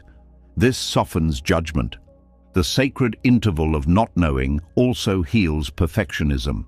Perfectionism relies on a fixed ideal self. When identity is fluid, ideals lose authority. You stop measuring yourself against imaginary standards. This does not mean you stop caring. It means care becomes contextual rather than absolute. You respond to what is needed rather than what fits an image. Another subtle shift occurs around memory. You stop using the past as a reference point for who you are. Memories remain, but they are no longer evidence. This frees you from repeating old roles. Future planning also changes. You still plan, but without using plans to define yourself. Plans become practical rather than existential. This reduces anxiety about getting life right. The sacredness of this interval is often overlooked because it does not look productive. Nothing is being built, nothing is being achieved, but something essential is happening. The system is recalibrating. Identity confusion is like soil resting between crops. It looks empty, but it is restoring nutrients. If you rush to plant something new too quickly, the soil weakens. If you allow rest, future growth is healthier. This interval also reveals how much identity was tied to pain. Many people unknowingly organize their sense of self around wounds. I am the one who suffered. I am the one who survived. When identity loosens, these stories lose centrality. This can feel like losing legitimacy, but it also frees energy. Not knowing who you are allows pain to be part of experience rather than the core of identity. This is deeply healing. There is also a quiet joy hidden here. Without a fixed identity, moments are experienced more directly. You laugh without wondering what it says about you. You cry without labeling yourself emotional. You act without self-consciousness. This simplicity feels fresh. The mind may still try to resolve the interval by asking, "So who am I really?" This question assumes there is a final answer. Buddhist insight suggests there is not. There is only ongoing appearance. When this is seen, the question relaxes. You stop needing an answer. Life becomes the answer, moment by moment. Identity confusion becomes sacred when it is honored rather than rushed, when you see it as a rite of passage rather than a flaw. Many spiritual traditions recognize this phase as essential. It strips away false certainty so deeper truth can emerge. This truth is not an identity. It is presence.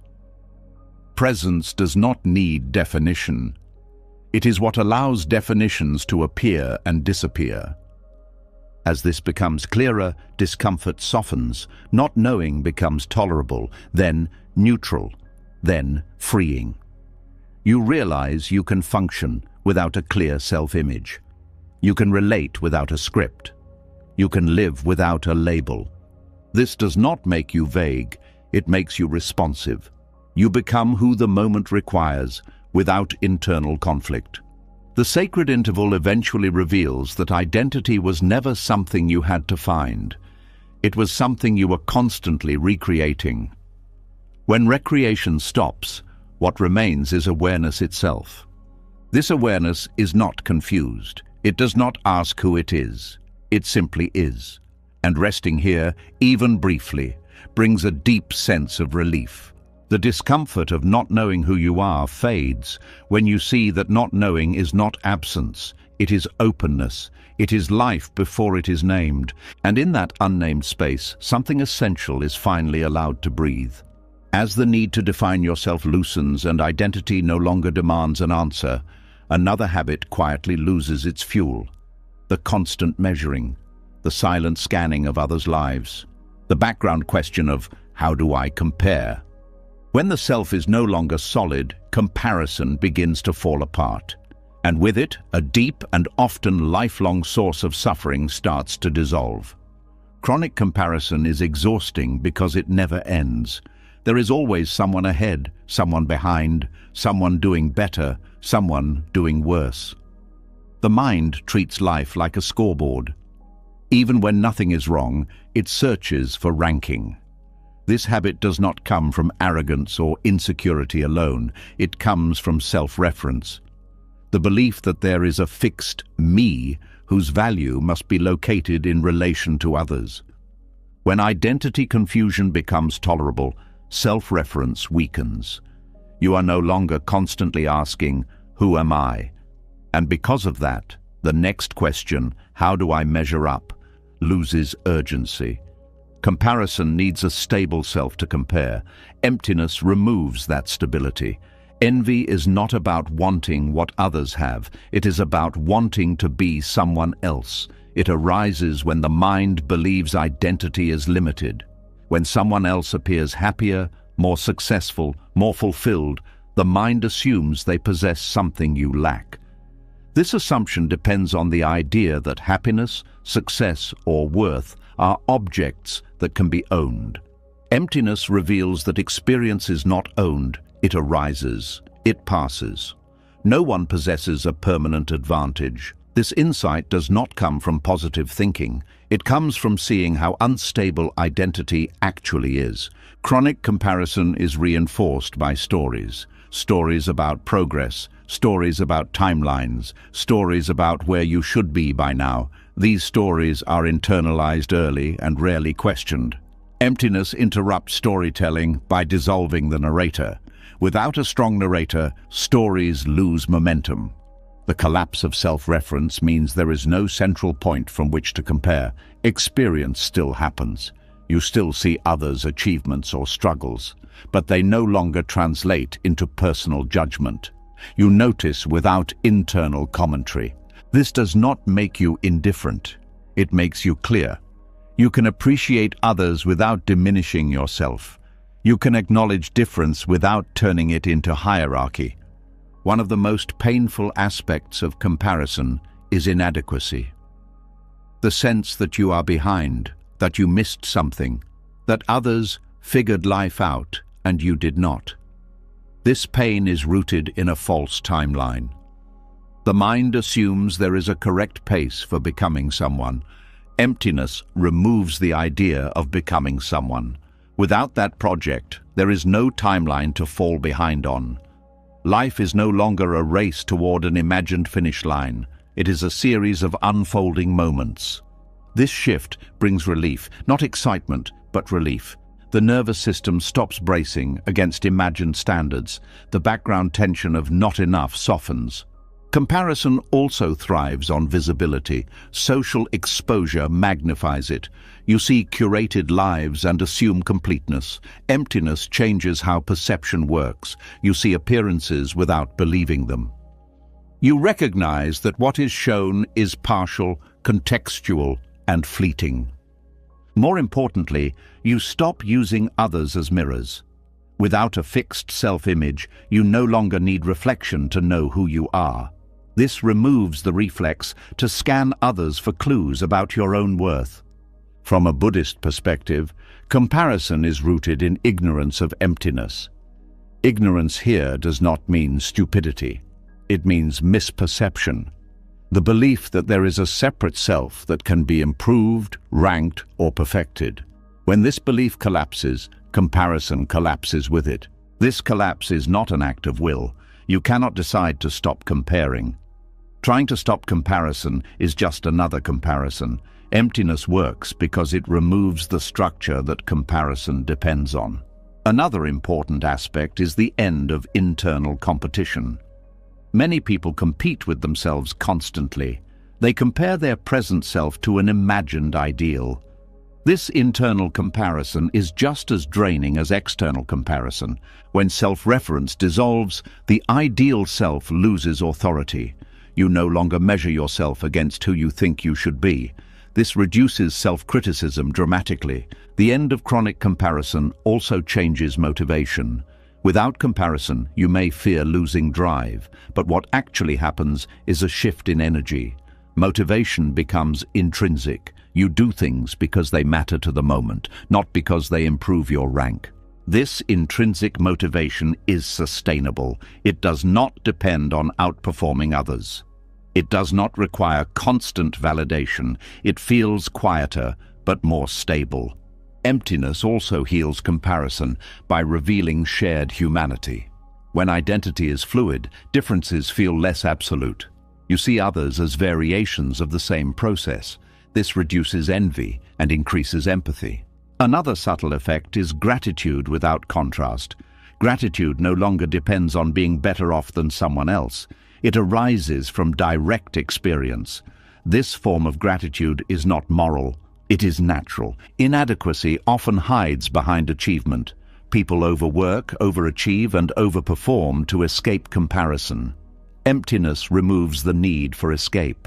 You are no longer running from a sense of lack, because lack is seen as a construct. This does not make you passive, it makes you honest. You can acknowledge strengths and limitations without turning them into identity. You can grow without self-rejection. Comparison also fuels anxiety, the fear of falling behind, the fear of missing out. Emptiness calms this fear by removing the reference point. There is no behind, there is only now. This now-centeredness is not forced mindfulness. It is a natural outcome of reduced self-reference. Attention rests where experience is happening rather than where judgment is forming. Another important healing here is the end of resentment. Comparison often leads to resentment toward those who appear to have more. When comparison dissolves, resentment has nowhere to land. Others' success no longer feels like your failure. This allows genuine celebration. You can be happy for others without bitterness. This is a sign that comparison has lost its grip. Emptiness also changes how you handle feedback. Praise and criticism lose their power. They become information rather than verdicts. This protects emotional balance. The collapse of self-reference also ends the habit of constant self-improvement for status. You may still refine skills or learn new things, but without using them to prove worth. This removes pressure and restores joy in learning. Another layer of freedom is privacy. Without comparison, you feel less need to display your life. You stop curating yourself. This reduces anxiety and increases authenticity. Comparison often masks fear of insignificance. Emptiness heals this by revealing that significance is not required. Existence does not need to be justified by standing out. This realization can feel humbling at first, but humility here is relief. You are no longer carrying the burden of being exceptional. Over time, the absence of comparison creates a stable sense of enoughness, not complacency, enoughness. You recognize that your life does not need to compete to be valid. This enoughness is quiet. It does not seek confirmation. It does not need agreement. It simply is. The end of chronic comparison also changes how you experience success. Success becomes situational rather than personal. You succeed at a task, not at being someone. This reduces attachment and fear of loss. Failure also changes. Without comparison, failure is not humiliation. It is feedback. This encourages resilience. Emptiness as the cure for comparison works because it removes the measuring stick. Without a stick, nothing is tall or short. Things simply are. This does not flatten life, it clarifies it. Differences remain, but hierarchy dissolves. Diversity is seen without ranking. As self-reference continues to dissolve, envy becomes rare. When it does appear, it is noticed quickly and allowed to pass without judgment. It no longer defines you. Inadequacy fades because there is no longer an imagined standard to fail. You are no longer comparing a real life to an idealized one. The freedom here is subtle but profound. You stop living against others. You start living with life. Emptiness does not make you superior to comparison. It makes comparison irrelevant. And in that irrelevance, a deep peace takes root. You realize that you were never behind. You were never ahead. You were always here, and here turns out to be enough. As comparison fades and you stop measuring your life against others, something even more basic begins to quiet down. The constant reaching, the inner leaning toward more, the quiet itch that says, "Not yet." You may notice moments where the wanting simply stops, not because you forced it, but because it has nothing left to grab. And in that stopping, a different kind of happiness becomes visible. Desire is often treated as life's engine. People say desire is what keeps you moving, what gives you ambition, what makes you human. But much of what is called desire is not aliveness, it is restlessness.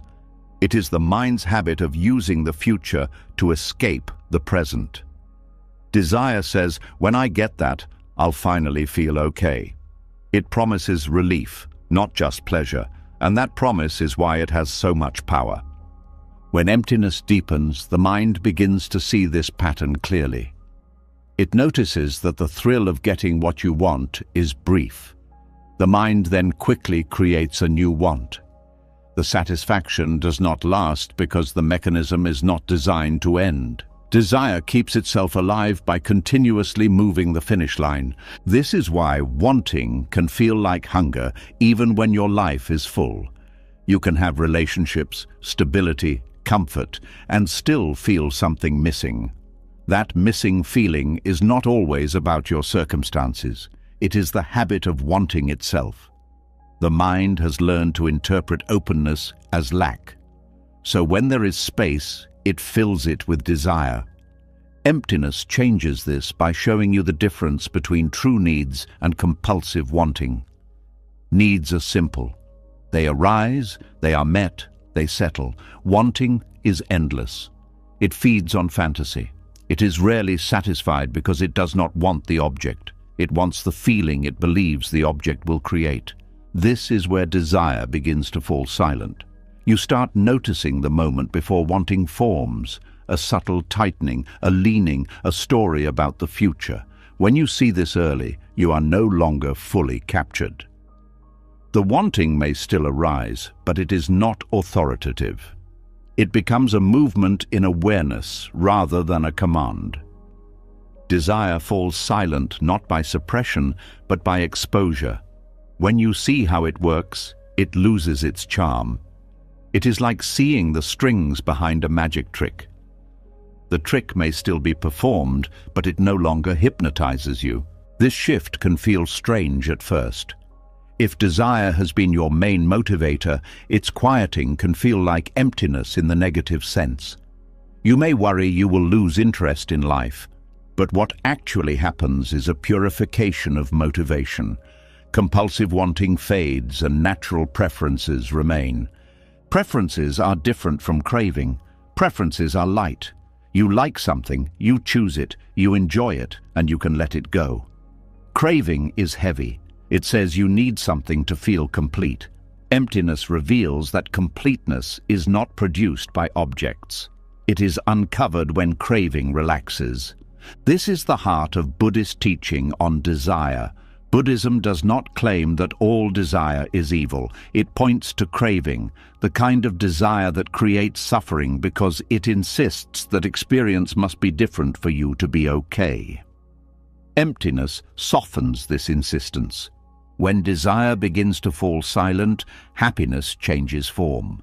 Many people think happiness is excitement, achievement, or pleasure.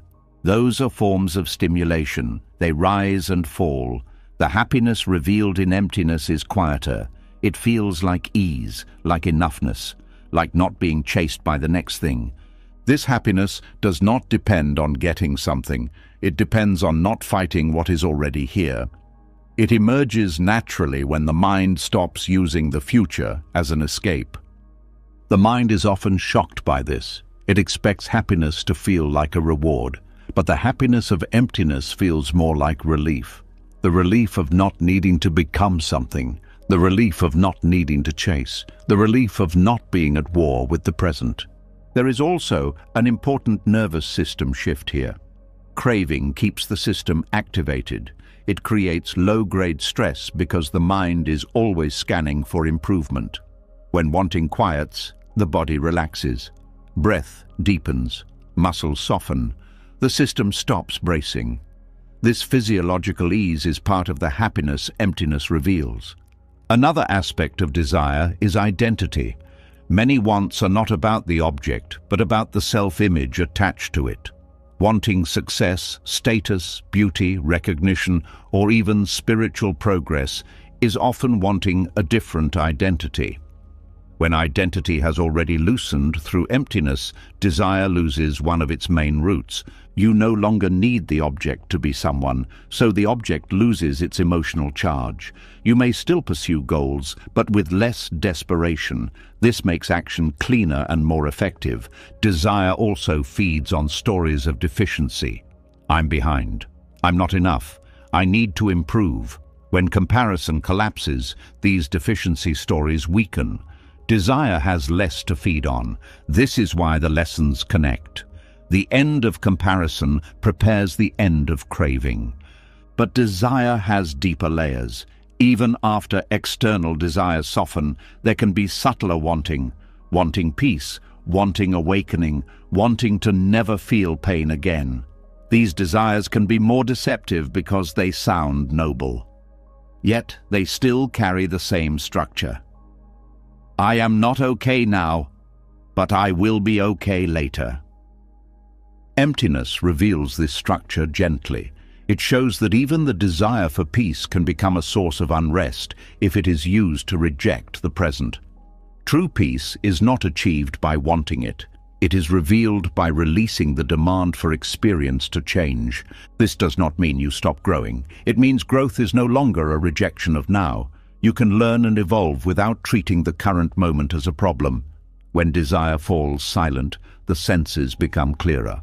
Craving dulls perception because it is always looking past the present. It uses the present as a stepping stone. Without craving, the present is fully tasted. Food tastes richer, music feels deeper, a simple walk feels complete. This is not because life changed, but because attention returned. This is a kind of happiness many people have forgotten. They live in pursuit and miss the texture of actual experience. Emptiness restores texture. Another shift is contentment without complacency. Contentment means you are at ease with what is. Complacency means you do not care. The mind often confuses the two because it equates caring with craving. But you can care without craving. You can act from love rather than lack. This is a crucial point. When wanting quiets, love becomes clearer. Many people confuse love with need. They love in a tight way, holding, demanding, fearing loss. Emptiness softens this. Love becomes spacious. It does not need possession. It does not need constant reassurance. This is happiness too, a happiness that comes from connection without craving. Desire also affects time. Craving pulls you into the future. Regret pulls you into the past. When craving quiets, time feels less heavy. The present becomes less of a tunnel and more of a home. This is not mystical. It is a shift in attention. The mind may still produce wants, especially under stress. This is normal. Emptiness does not eliminate desire permanently. It changes your relationship to it. You no longer take every want as truth. You can let a desire arise and pass without obeying it. This is freedom. Not the freedom to get everything you want, but the freedom from being controlled by wanting. This freedom is more valuable than any object because it cannot be taken away by circumstances. Another subtle aspect is gratitude without grasping. You appreciate what you have without needing it to guarantee happiness. This reduces fear of loss. Fear of loss is a major driver of desire. The mind wants to secure good feelings by securing objects. Emptiness reveals that security does not come from possession. It comes from non-clinging. This does not mean you stop enjoying comfort or beauty. It means enjoyment becomes lighter. You can enjoy without fear. You can lose without collapse. This is deep happiness. In Buddhist language, this is the movement from craving to equanimity. Equanimity is not coldness. It is balance. It is the ability to experience pleasure and pain without being thrown. When desire falls silent, equanimity becomes possible. This silence is not forced silence. It is a natural quieting that happens when the mind sees the cost of craving. Craving is expensive. It costs peace. It costs presence. It costs satisfaction. Once this is seen, the mind begins to let go. And in letting go, happiness appears not as a prize, but as what was there underneath the reaching, like a calm lake revealed when wind stops. The space where desire falls silent is not empty of life. It is full of life without hunger, full without needing more. This fullness is not excitement, it is quiet richness. This is why emptiness reveals happiness that does not arise from wanting, because wanting was never the source of happiness. Wanting was the movement away from it. When wanting ends, even briefly, you taste something the world rarely talks about. Happiness without pursuit, peace without achievement. A simple sense that this moment is enough. And once you taste it, the old chase begins to look less convincing. Not because you became detached, but because you finally met the kind of happiness that does not disappear the moment you get what you want. As desire quiets and happiness no longer depends on chasing, something unexpected can arise. Instead of relief, there may be resistance, a subtle unease when nothing is pulling you forward, a discomfort when there is nothing to fix, nothing to want, nothing to pursue. You finally have space to rest, and the mind does not trust it. The mind fears rest more than pain because pain is familiar. Pain gives the self something to hold on to. It provides structure, identity, and movement. Rest removes all three. When the mind rests, it loses its job, and a mind without a job feels threatened. For many people, suffering has become a home, not because they enjoy it, but because it is known. Anxiety, worry, overthinking, and self-criticism create a constant hum. That hum defines the sense of self. I am the one who struggles. I am the one who worries. I am the one who tries. When rest appears, this identity has nowhere to stand. Stillness feels dangerous because it interrupts habitual suffering patterns. These patterns are not random. They are rehearsed, repeated, reinforced over years. The nervous system has learned to stay activated. It equates activation with safety. Rest feels like letting your guard down in a world that taught you to stay alert. Pain keeps the system engaged. It creates urgency. It gives meaning to effort. Rest does the opposite. It asks nothing. It does not flatter the ego. It does not confirm the self-story. In rest, there is no struggle to prove worth. And this can feel like erasure. The mind often prefers pain because pain confirms existence. I hurt, therefore I am. This may sound extreme, but at a deep level, discomfort reassures the mind that it is alive and relevant. Rest threatens this relevance. It feels like fading. This is why people often sabotage rest. They sit down and suddenly remember something urgent. They lie in bed and their mind races. They take a break and feel guilty. These are not accidents.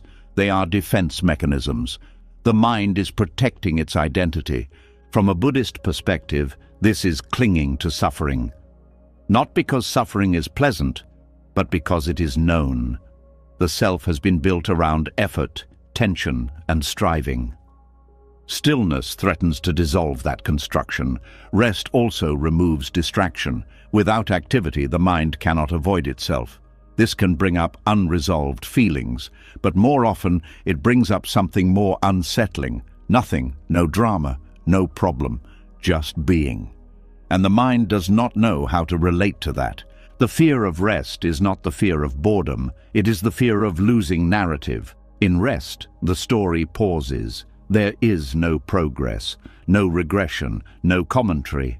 The self, which depends on narrative continuity, feels interrupted. Pain keeps the story going. I am struggling, therefore the story continues. Rest pauses the story, and a paused story feels like an ending to the mind, even when it is not. This is why many people feel anxious when things finally settle. They resolve one problem, and immediately another appears. The mind does not know how to exist without friction. Friction has been mistaken for aliveness. Stillness threatens habitual suffering because suffering has been personalized. It is not just something that happens, it is something you do. You worry, you replay, you criticize. These actions create a sense of agency. Rest removes agency, it removes doing, and without doing, the ego feels useless. The irony is that rest is what the system actually needs to heal. Chronic activation exhausts the nervous system. It keeps stress hormones elevated. It prevents deep repair. Yet the mind resists rest because it feels like giving up control. Control is another key factor. Pain gives the illusion of control. If you are worrying, at least you are doing something. If you are planning, at least you are preparing. Rest feels like surrender, and surrender feels like danger to a system trained to survive through vigilance. This is why rest can trigger fear responses. Heart rate may increase, thoughts may accelerate. The body interprets stillness as vulnerability. This is not logical, it is conditioned. Habitual suffering patterns also provide predictability. Even painful predictability feels safer than unknown peace. The mind knows how to operate within suffering. It knows what to expect. Peace is unfamiliar territory. When emptiness deepens and desire falls silent, rest becomes possible. But the first encounters with rest often feel uncomfortable. The mind searches for stimulation. It creates noise. It invents problems. This is the mind trying to re-establish familiar ground. Stillness also threatens the belief that you must earn rest. Many people were taught that rest is a reward. You rest after working hard. You relax after achieving. When emptiness removes the chase, rest appears without justification. This feels wrong to the conditioned mind. Guilt often arises here. I shouldn't be resting. I haven't done enough. This guilt is not moral. It is structural. It is the ego's response to losing its role. Without striving, the ego feels unnecessary. Pain, on the other hand, feels earned. It justifies existence. I suffer, therefore I deserve to be here. This is a deep and often unconscious belief. Rest challenges it by saying, you can exist without suffering. This is a radical message to a system built on effort. Stillness also removes distraction from bodily sensations. In rest, you feel the body more clearly. Tension becomes obvious. Fatigue becomes noticeable. This can feel uncomfortable at first, but this discomfort is information, not danger. It is the body asking for care. The mind often misinterprets this signal and says, rest is bad. I feel worse when I stop. In reality, stopping reveals what was already there. Movement was masking it. Another reason the mind fears rest is that rest reveals impermanence. In stillness, thoughts come and go. Emotions arise and fade. There is no stable center. This can feel destabilizing. Pain, in contrast, feels solid. It gives the illusion of permanence. The self often defines itself through struggle. I am strong because I endure. I am valuable because I try. Rest threatens these narratives. It asks, who are you without effort? This question can feel confronting, yet this question is also liberating. Without effort, you are not reduced, you are revealed. Awareness remains, presence remains, life continues. The mind fears rest because rest exposes how unnecessary much suffering was. This realization can bring grief, grief for wasted energy, grief for years spent fighting. The mind avoids rest to avoid this grief, but when grief is allowed, it passes. And what remains is softness, compassion for yourself, understanding. Stillness also reveals joy without stimulation, a quiet contentment, a sense of being okay. This joy does not demand anything, it does not excite the ego, and because it is subtle, the mind may overlook it at first. Over time, as rest becomes more familiar, the fear diminishes.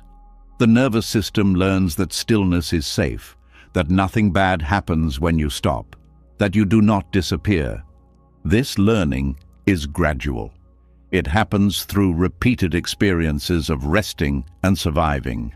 Each time you allow stillness and nothing collapses, trust builds. The fear of rest also fades as you see that pain is not necessary for meaning. Meaning can arise from presence, not struggle. This undermines the identity built on suffering. From a Buddhist lens, this is the loosening of attachment to dukkha, the habitual dissatisfaction that keeps the wheel turning. The mind has been using dissatisfaction as fuel. When dissatisfaction quiets, the wheel slows. This slowing can feel strange. Life feels less dramatic, less urgent, less defined, but it also feels more real. Stillness does not remove challenges, it changes how you meet them. Without habitual suffering, you respond rather than react. This is more efficient and less exhausting. The fear of rest is strongest just before rest becomes natural. It is the last defense of an identity built on tension. When that defense softens, rest becomes nourishment rather than threat. You begin to see that pain was never required for growth. That suffering was not proof of depth. That rest does not make you weak. Rest reveals a deeper strength. The strength to be present without drama. The strength to exist without justification. The strength to let life be as it is. And once this strength is known, the mind no longer fears rest. It welcomes it, not as escape, but as home. This is the quiet transformation emptiness brings. It shows you that peace was never dangerous. It was only unfamiliar. And familiarity grows with time, patience, and the courage to stop running. When rest is no longer feared, suffering loses its grip. The self no longer needs pain to feel real, and life unfolds with less resistance, more ease, and a deeper sense of truth. As rest becomes less threatening and the mind no longer needs pain to feel real, another subtle drive begins to lose its force. It does not vanish suddenly. It softens. The drive to become awakened, the urge to arrive at a higher state, the quiet ambition to be more evolved, more aware, more complete than before. What remains when even this falls away is often unexpected. Spiritual ambition usually begins with sincerity, a genuine wish to be free from suffering, a longing for truth, a desire to live with clarity and peace. But over time, this sincerity can quietly turn into striving. Awakening becomes a future achievement. Insight becomes something to accumulate. Practice becomes a way to improve the self. And without noticing, the ego finds a new job. The ego does not disappear when you turn toward spirituality. It adapts. It takes on refined language. It learns new values. It replaces worldly success with spiritual success. Instead of chasing money or status, it chases enlightenment, purity, or depth. The structure is the same, only the object changes. Emptiness begins to dismantle this structure gently. It reveals that spiritual ambition carries the same tension as any other ambition, the same sense of lack, the same postponement of peace. I will be okay once I awaken. I will rest once I understand. This keeps awakening safely out of reach, always in the future. This is why many people feel restless even after years of practice. They have insight, discipline, and knowledge, yet something still feels incomplete. The incompleteness is not a failure. It is the signal that striving has reached its limit. When emptiness deepens, the question, "How do I awaken?" begins to feel strange. Not because it is wrong, but because it assumes awakening is not already present. The mind starts to see that every effort to reach awakening is happening within awareness itself. Nothing is outside it. This realization does not come as a dramatic insight. It often arrives as fatigue, a weariness with seeking, a sense that chasing clarity is creating tension rather than dissolving it. This weariness is not apathy. It is wisdom beginning to emerge. Spiritual ambition relies on comparison, comparing your state to an imagined ideal, comparing your insight to others, comparing your calm to someone else's depth. Emptiness collapses comparison by collapsing self-reference. Without a solid self, there is no one to advance or lag behind. This collapse can feel disorienting. You may wonder if you are losing direction, if you are becoming complacent. But what is actually happening is a shift from effort-based awakening to recognition-based awakening. Recognition does not strive. It notices. It sees that awareness is already here, already open, already functioning. Nothing needs to be added. Nothing needs to be removed. The practices that once felt essential become optional supports rather than ladders. This does not mean practice stops. It means practice changes character. It is no longer driven by ambition. It becomes an expression of curiosity, care, or enjoyment. Meditation is no longer a means to an end. It is simply sitting. Inquiry is no longer about reaching an answer. It is about staying honest. The end of spiritual ambition also ends spiritual anxiety. The fear of doing it wrong, the worry about stagnation, the concern about missing something. These fears come from treating awakening as an achievement. When awakening is seen as a natural state, these fears lose ground. A natural state does not mean a permanent mood. It means a baseline of openness that allows all moods. Awakening is not constant bliss.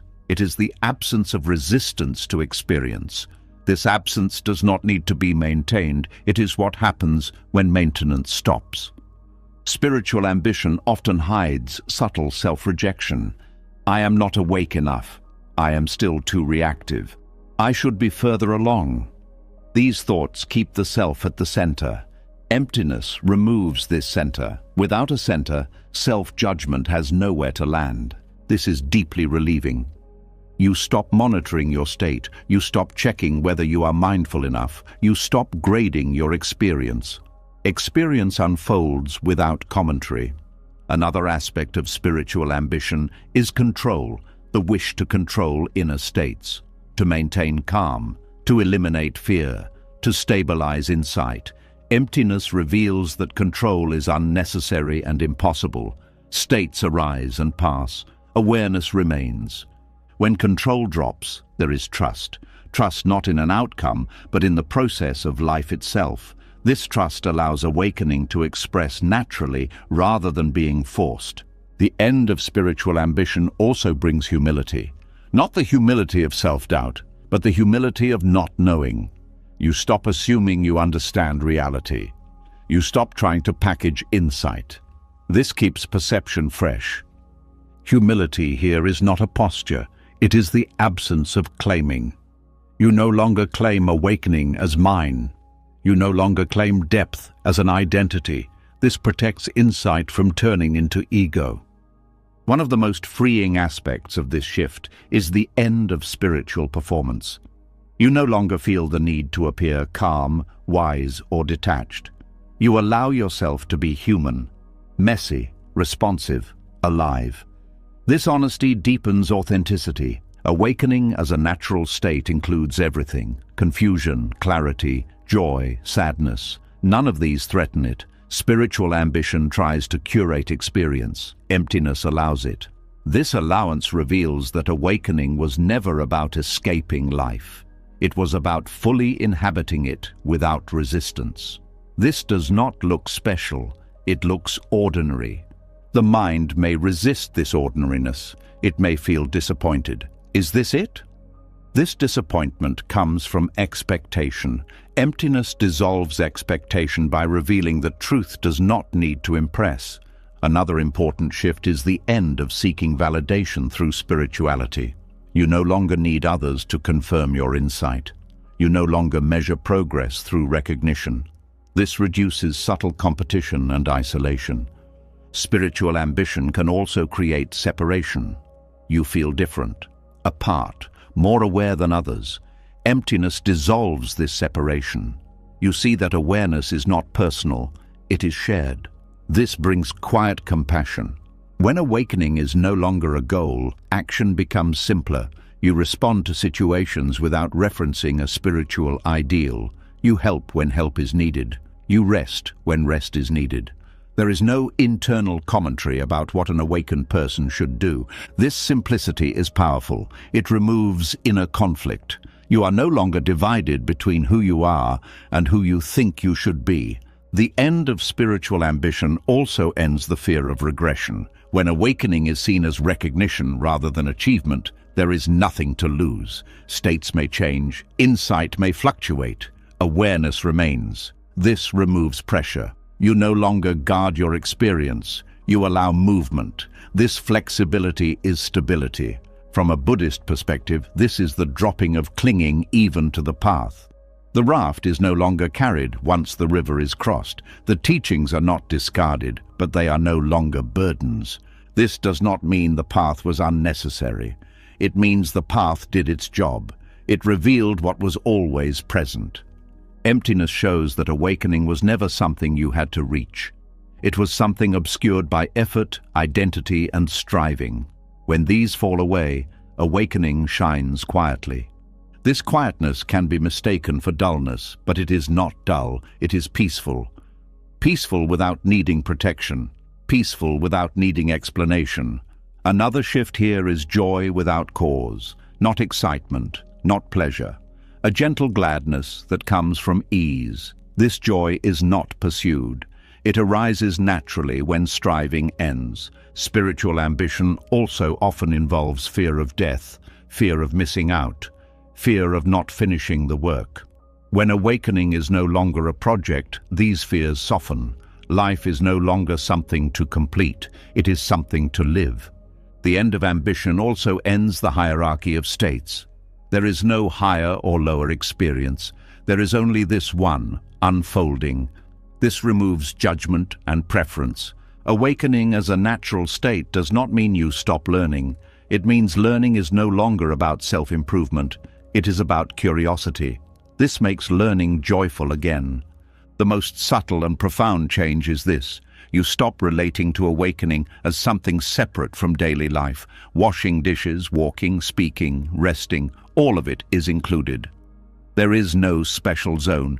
This integration is the true sign that spiritual ambition has ended. Life is no longer divided into spiritual and non-spiritual. Everything belongs.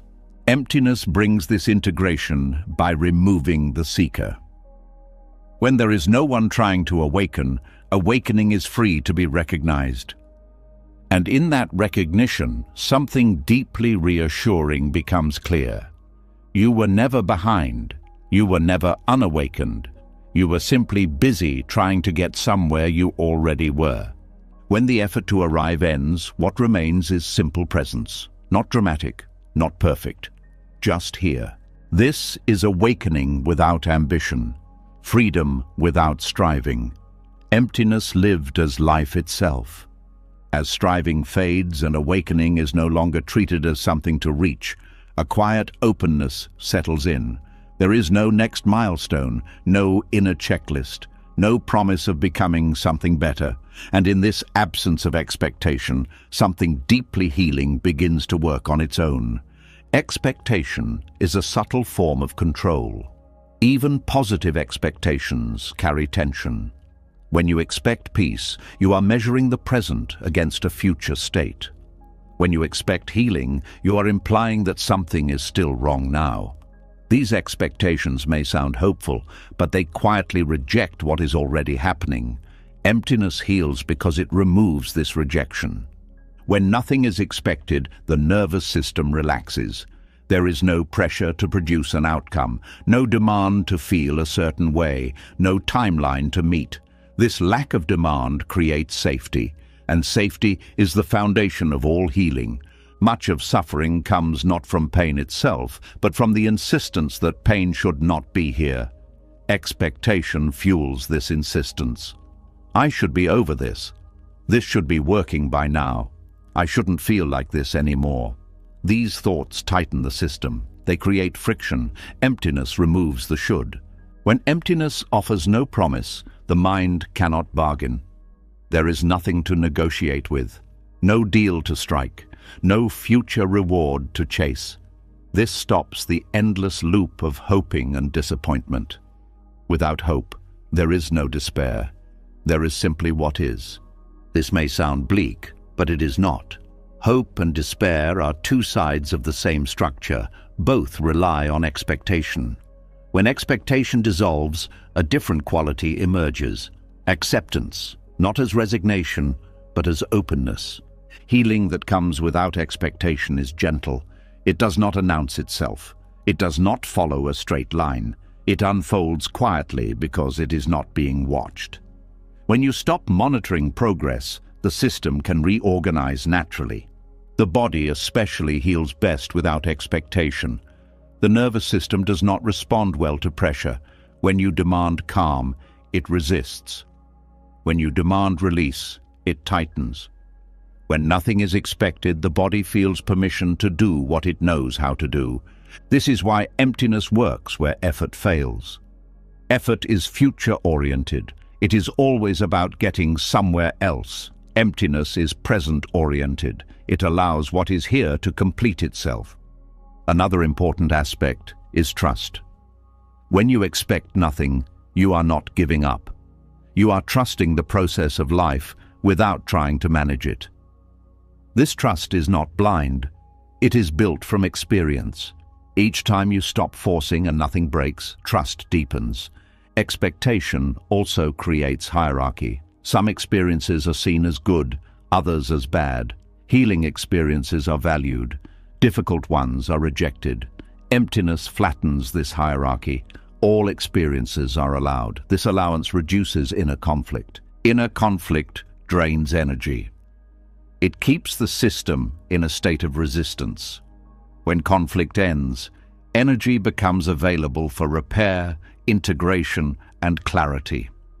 When nothing is expected, emotions change how they move. They are not evaluated. They are not judged as signs of progress or failure. They are felt and released. This reduces emotional fatigue. Expectation often turns healing into a performance. You watch yourself heal. You measure improvement. You compare yourself to others. This performance creates self-consciousness.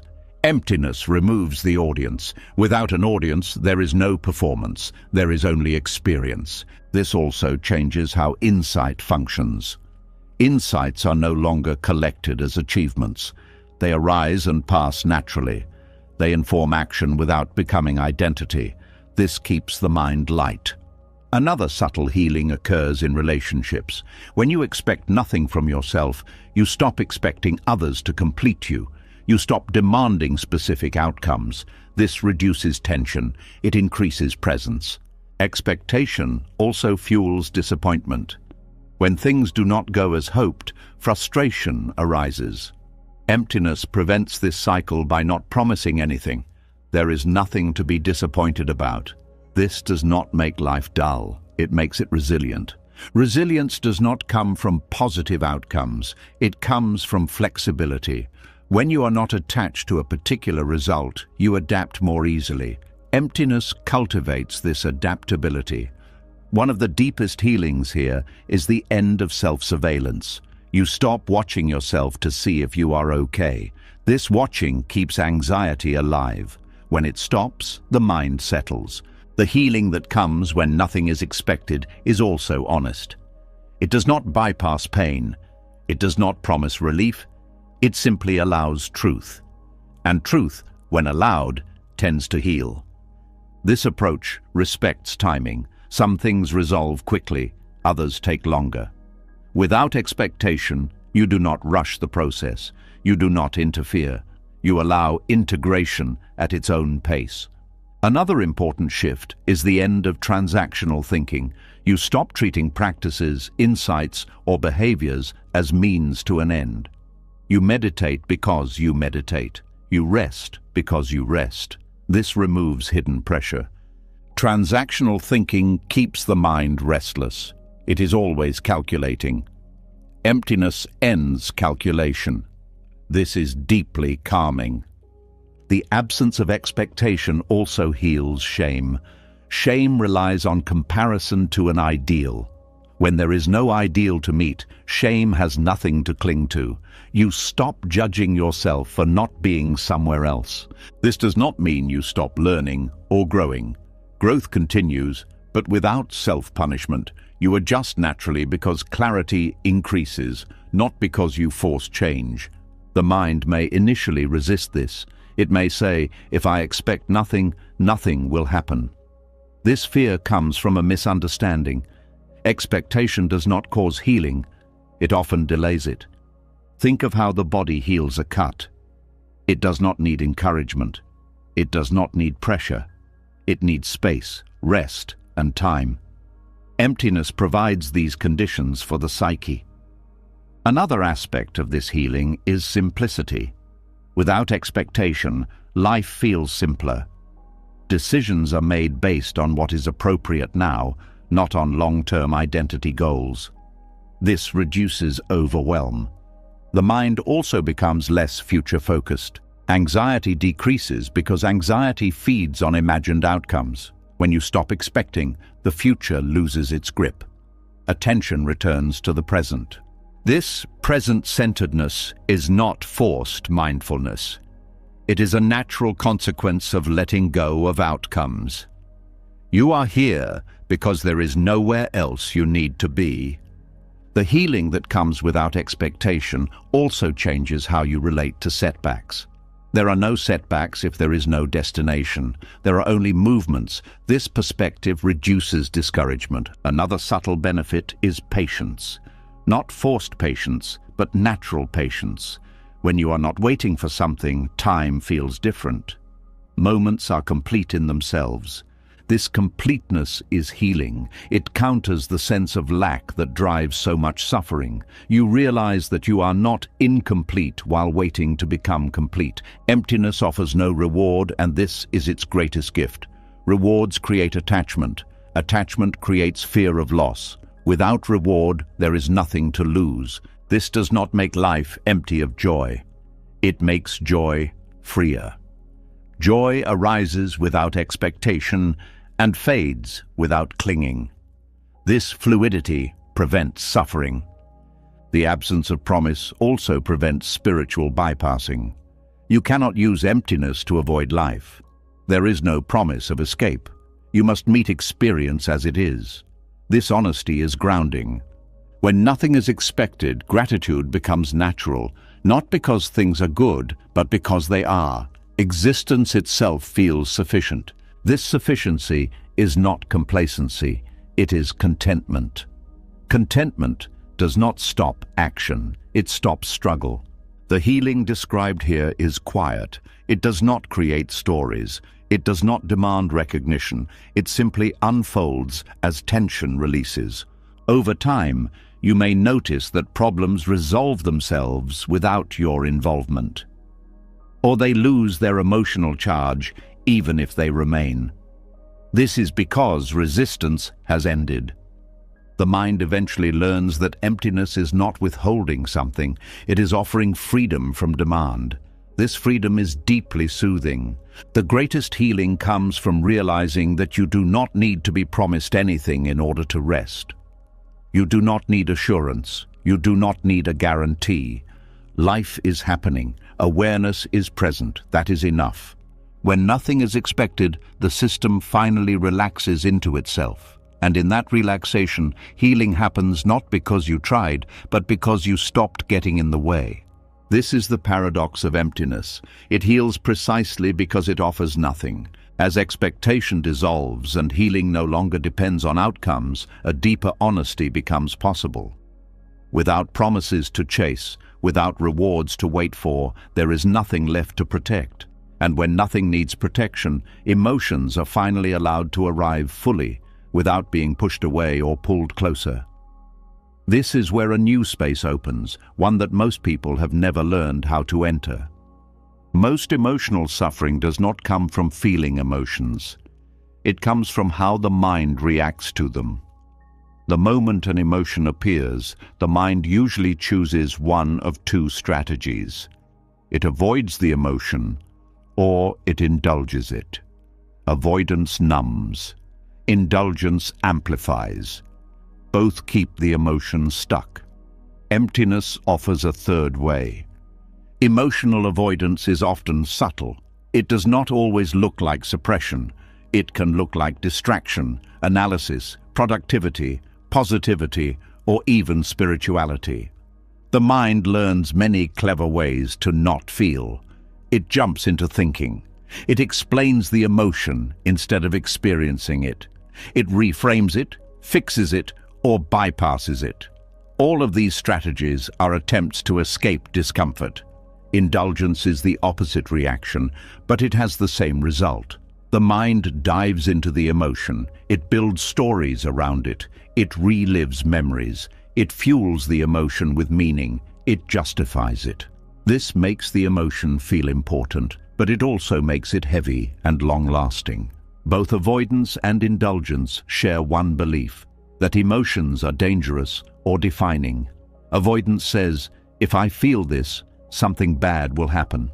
Indulgence says, if I feel this, it must mean something important about me. Emptiness dissolves both beliefs by removing the central self they revolve around. When emptiness deepens, emotions arise in a wider space. They are not resisted, but they are not fed either. They are allowed to be exactly what they are, temporary movements of sensation. This allows emotions to complete themselves naturally. The space beyond emotional avoidance is not numbness. It is presence. Numbness disconnects you from feeling. Presence connects you to feeling without entanglement. This distinction is crucial. In this space, emotions are felt in the body rather than interpreted by the mind. You notice heat, pressure, tightness, vibration, softness. You feel the raw data of emotion without translating it into narrative. This keeps emotion grounded in the present moment, where it can move and change. Avoidance freezes emotion. Indulgence circulates it endlessly. Presence allows it to flow. This is why emptiness is so effective. It does not interfere with the natural process. Many people fear that if they stop avoiding emotions, they will be overwhelmed. This fear comes from past experiences where emotion was met without support. Emptiness provides support not by controlling emotion, but by offering space. Space prevents overwhelm because nothing is compressed. When emotion arises in emptiness, there is room around it. It does not fill the whole field. It is seen as part of experience, not the totality. This perspective reduces intensity without suppressing anything. Another important aspect is time. Emotional avoidance often comes from fear that the emotion will never end. Indulgence comes from fear that the emotion will be ignored or invalidated. Emptiness shows that emotions have their own timing. They rise, they peak, they dissolve. No intervention is needed. This process rebuilds trust in the body. The nervous system learns that emotions are survivable, that they do not need to be managed aggressively. This learning happens through repeated direct experience, not through reassurance. The space beyond avoidance also ends emotional bargaining. The mind often negotiates with emotion. If I feel this now, I won't later. If I understand this, it will go away. These bargains keep attention locked on emotion. Emptiness removes negotiation by removing the negotiator. When there is no one trying to control emotion, emotion has nothing to push against. Resistance is what gives emotion its staying power. Without resistance, emotions lose their grip. This does not mean emotions disappear instantly. It means they do not accumulate. They pass through without layering. This prevents emotional backlog, which is a major source of chronic distress. Another shift here is the end of emotional identity. Many people define themselves by how they feel. I am anxious. I am angry. I am sensitive.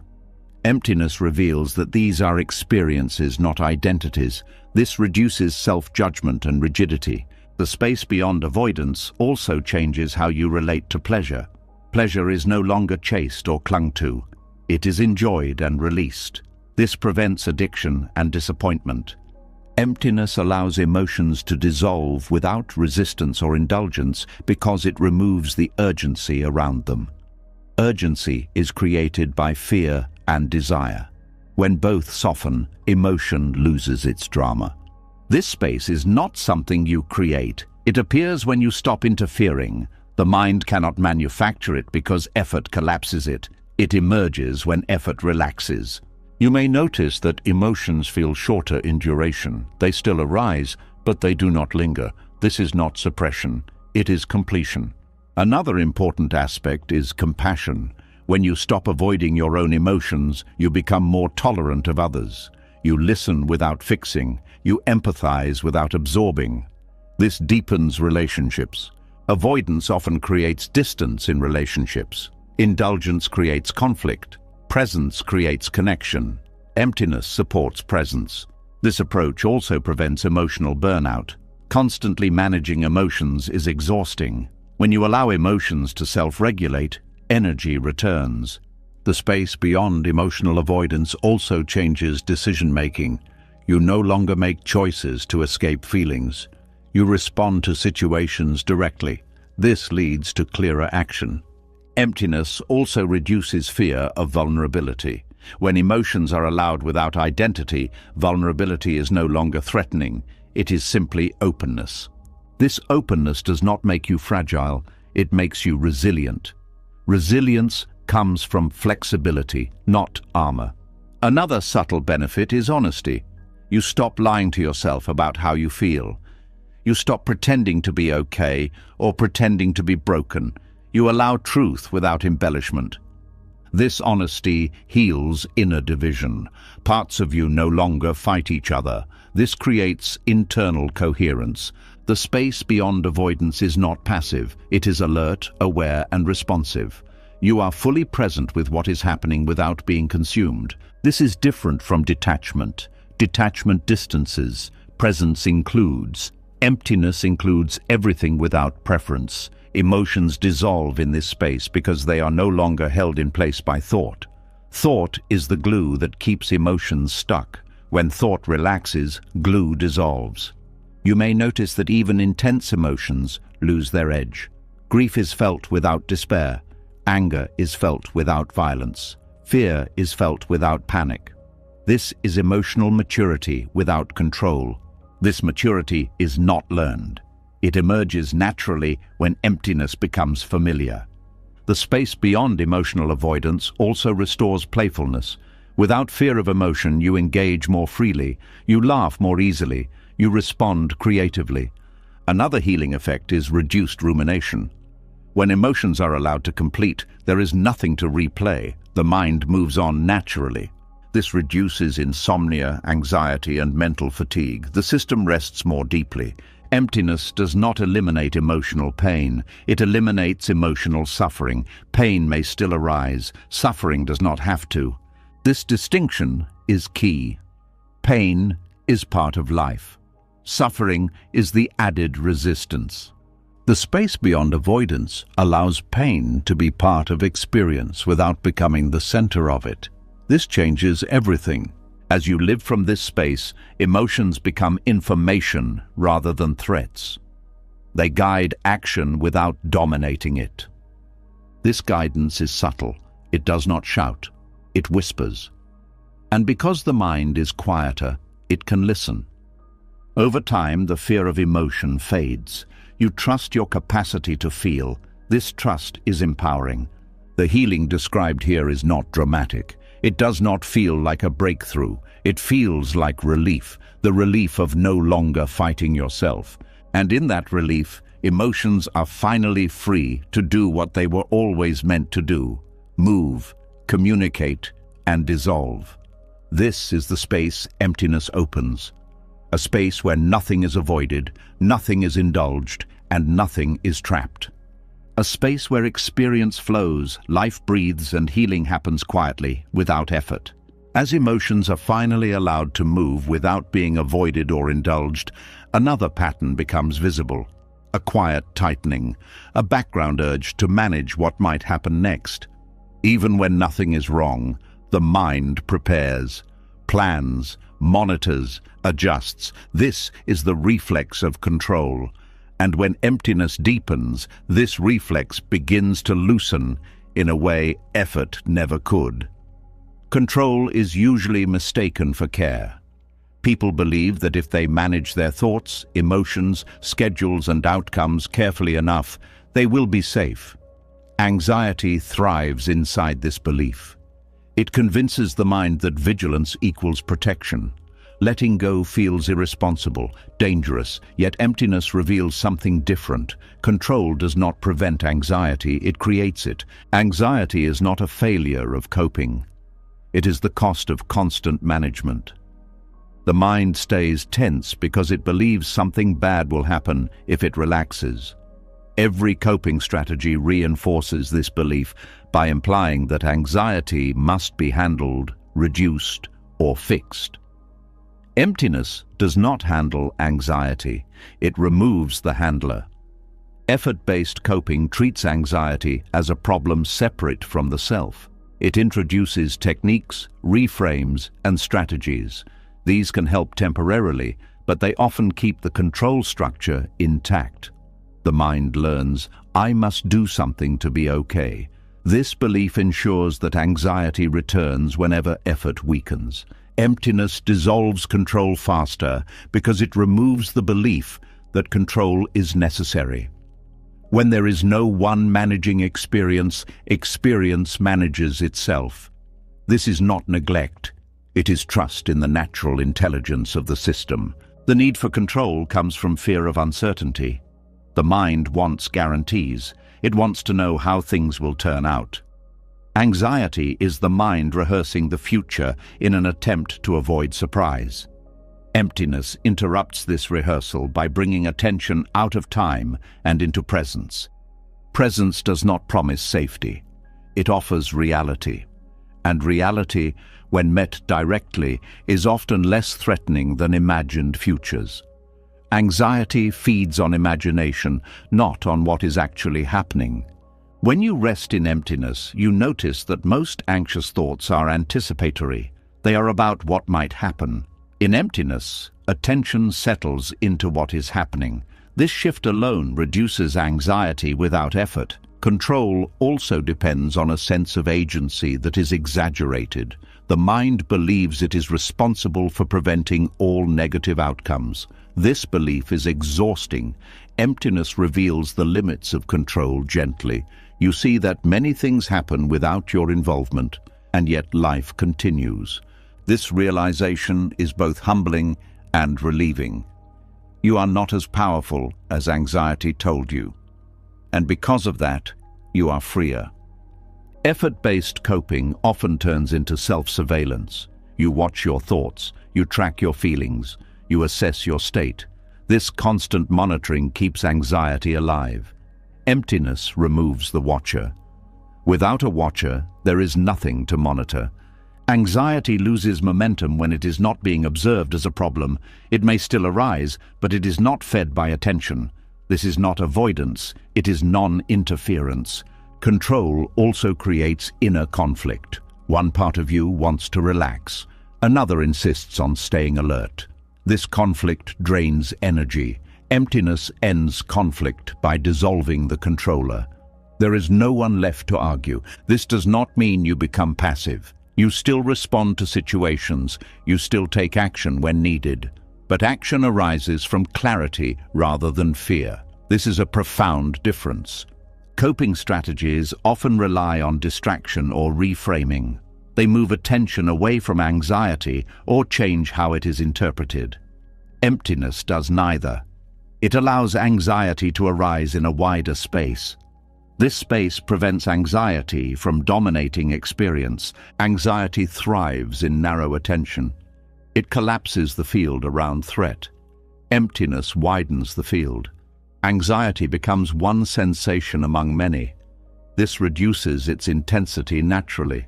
Another reason control dissolves faster in emptiness is that emptiness does not argue with anxiety. Arguing keeps anxiety engaged. Emptiness is neutral. It does not try to convince anxiety to leave. It simply does not invite it to stay. The mind often fears that without control, chaos will follow. But chaos usually comes from over-control. When systems are rigid, they break under stress. When systems are flexible, they adapt. Emptiness cultivates flexibility. You are not locked into plans. You respond to conditions as they arise. This responsiveness is more reliable than preemptive control. Control also creates tension in the body. Muscles tighten, breath shortens. The nervous system stays activated. Emptiness allows the body to downshift. This physiological change is crucial for anxiety healing. When the body relaxes, the mind follows. This sequence cannot be reversed through effort. You cannot think your way into relaxation. You can allow your way into it. Effort-based coping often treats anxiety as an enemy. You fight it. You resist it. This battle reinforces anxiety's importance. Emptiness does not fight. It includes. Inclusion is powerful. When anxiety is included, it loses its oppositional role. It is no longer something to defeat. It becomes an experience that comes and goes. Control also maintains the illusion of permanence. The mind tries to lock in good states and avoid bad ones. This is impossible because experience is always changing. Emptiness aligns with impermanence. It does not try to freeze anything. This alignment reduces anxiety because anxiety is often fear of change. When change is accepted, fear softens. Another aspect is trust in uncertainty. Emptiness does not remove uncertainty, it removes the demand to resolve it. This demand is what creates anxiety. Uncertainty becomes tolerable when you stop requiring certainty to feel okay. This tolerance grows through experience, not belief. Effort-based coping often fails under intense anxiety because effort collapses under pressure. Emptiness does not rely on effort, so it remains available even when anxiety is strong.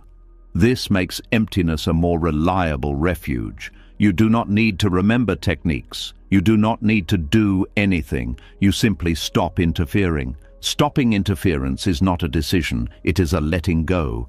This letting go can happen even in the middle of anxiety. Control also fuels self-blame. When anxiety persists, you think you are doing something wrong. Emptiness removes this narrative. Anxiety is no longer a personal failure.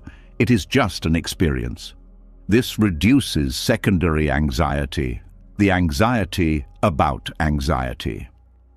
Secondary anxiety is often more painful than the original sensation. When control dissolves, the system begins to self-regulate. This is how healing actually happens. The body knows how to return to balance when it is not constantly overridden. This self-regulation is subtle. It does not feel like a dramatic shift. It feels like fewer spikes, shorter duration, less reactivity.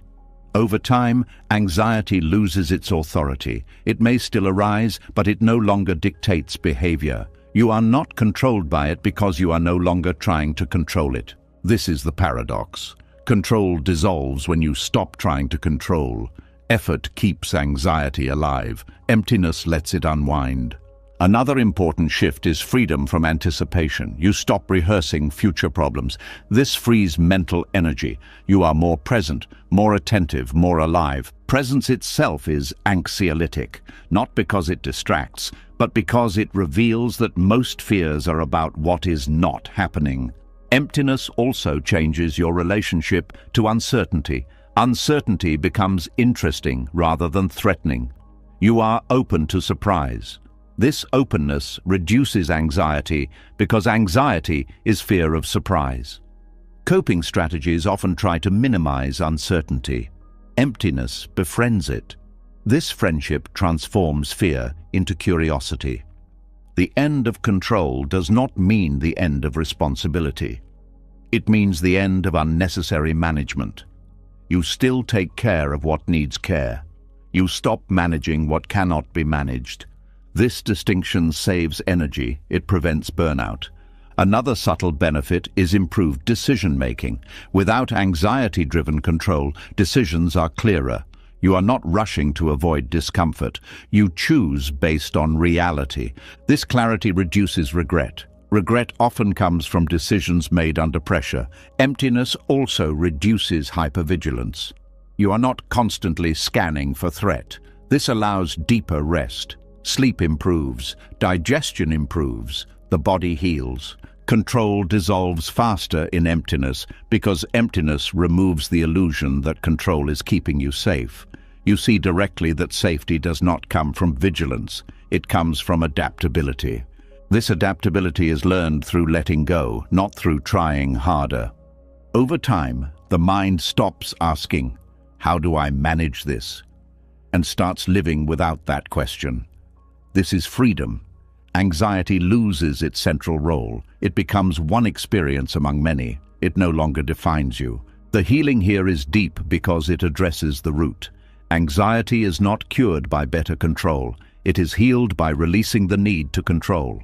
Emptiness offers this release naturally, not as a technique, not as a strategy, but as a way of being where nothing needs to be managed.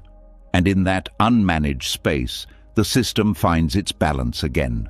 Quietly, reliably, on its own. You've seen it now. What you feared was never empty. It was unfamiliar. The silence you avoided was not trying to erase you. It was waiting to rest you. The groundlessness that terrified you was not collapse. It was freedom without armor. Emptiness was never the absence of meaning, identity, love, or life. It was the absence of struggle, the absence of chasing, the absence of needing to be someone else before you could be at peace. When the noise fell away, you didn't disappear, you softened. When control loosened, life didn't break, it carried you. When wanting fell silent, happiness didn't vanish, it stopped running. The space you feared did not take anything from you. It gave back what effort had been covering all along. If something in you recognized this, even quietly, leave a comment with the words, "I chose the space." Not for me, for yourself. And if you want to keep exploring these places the mind avoids, but the heart remembers, subscribe to the channel and stay with us. There's more here, and you don't have to walk it alone.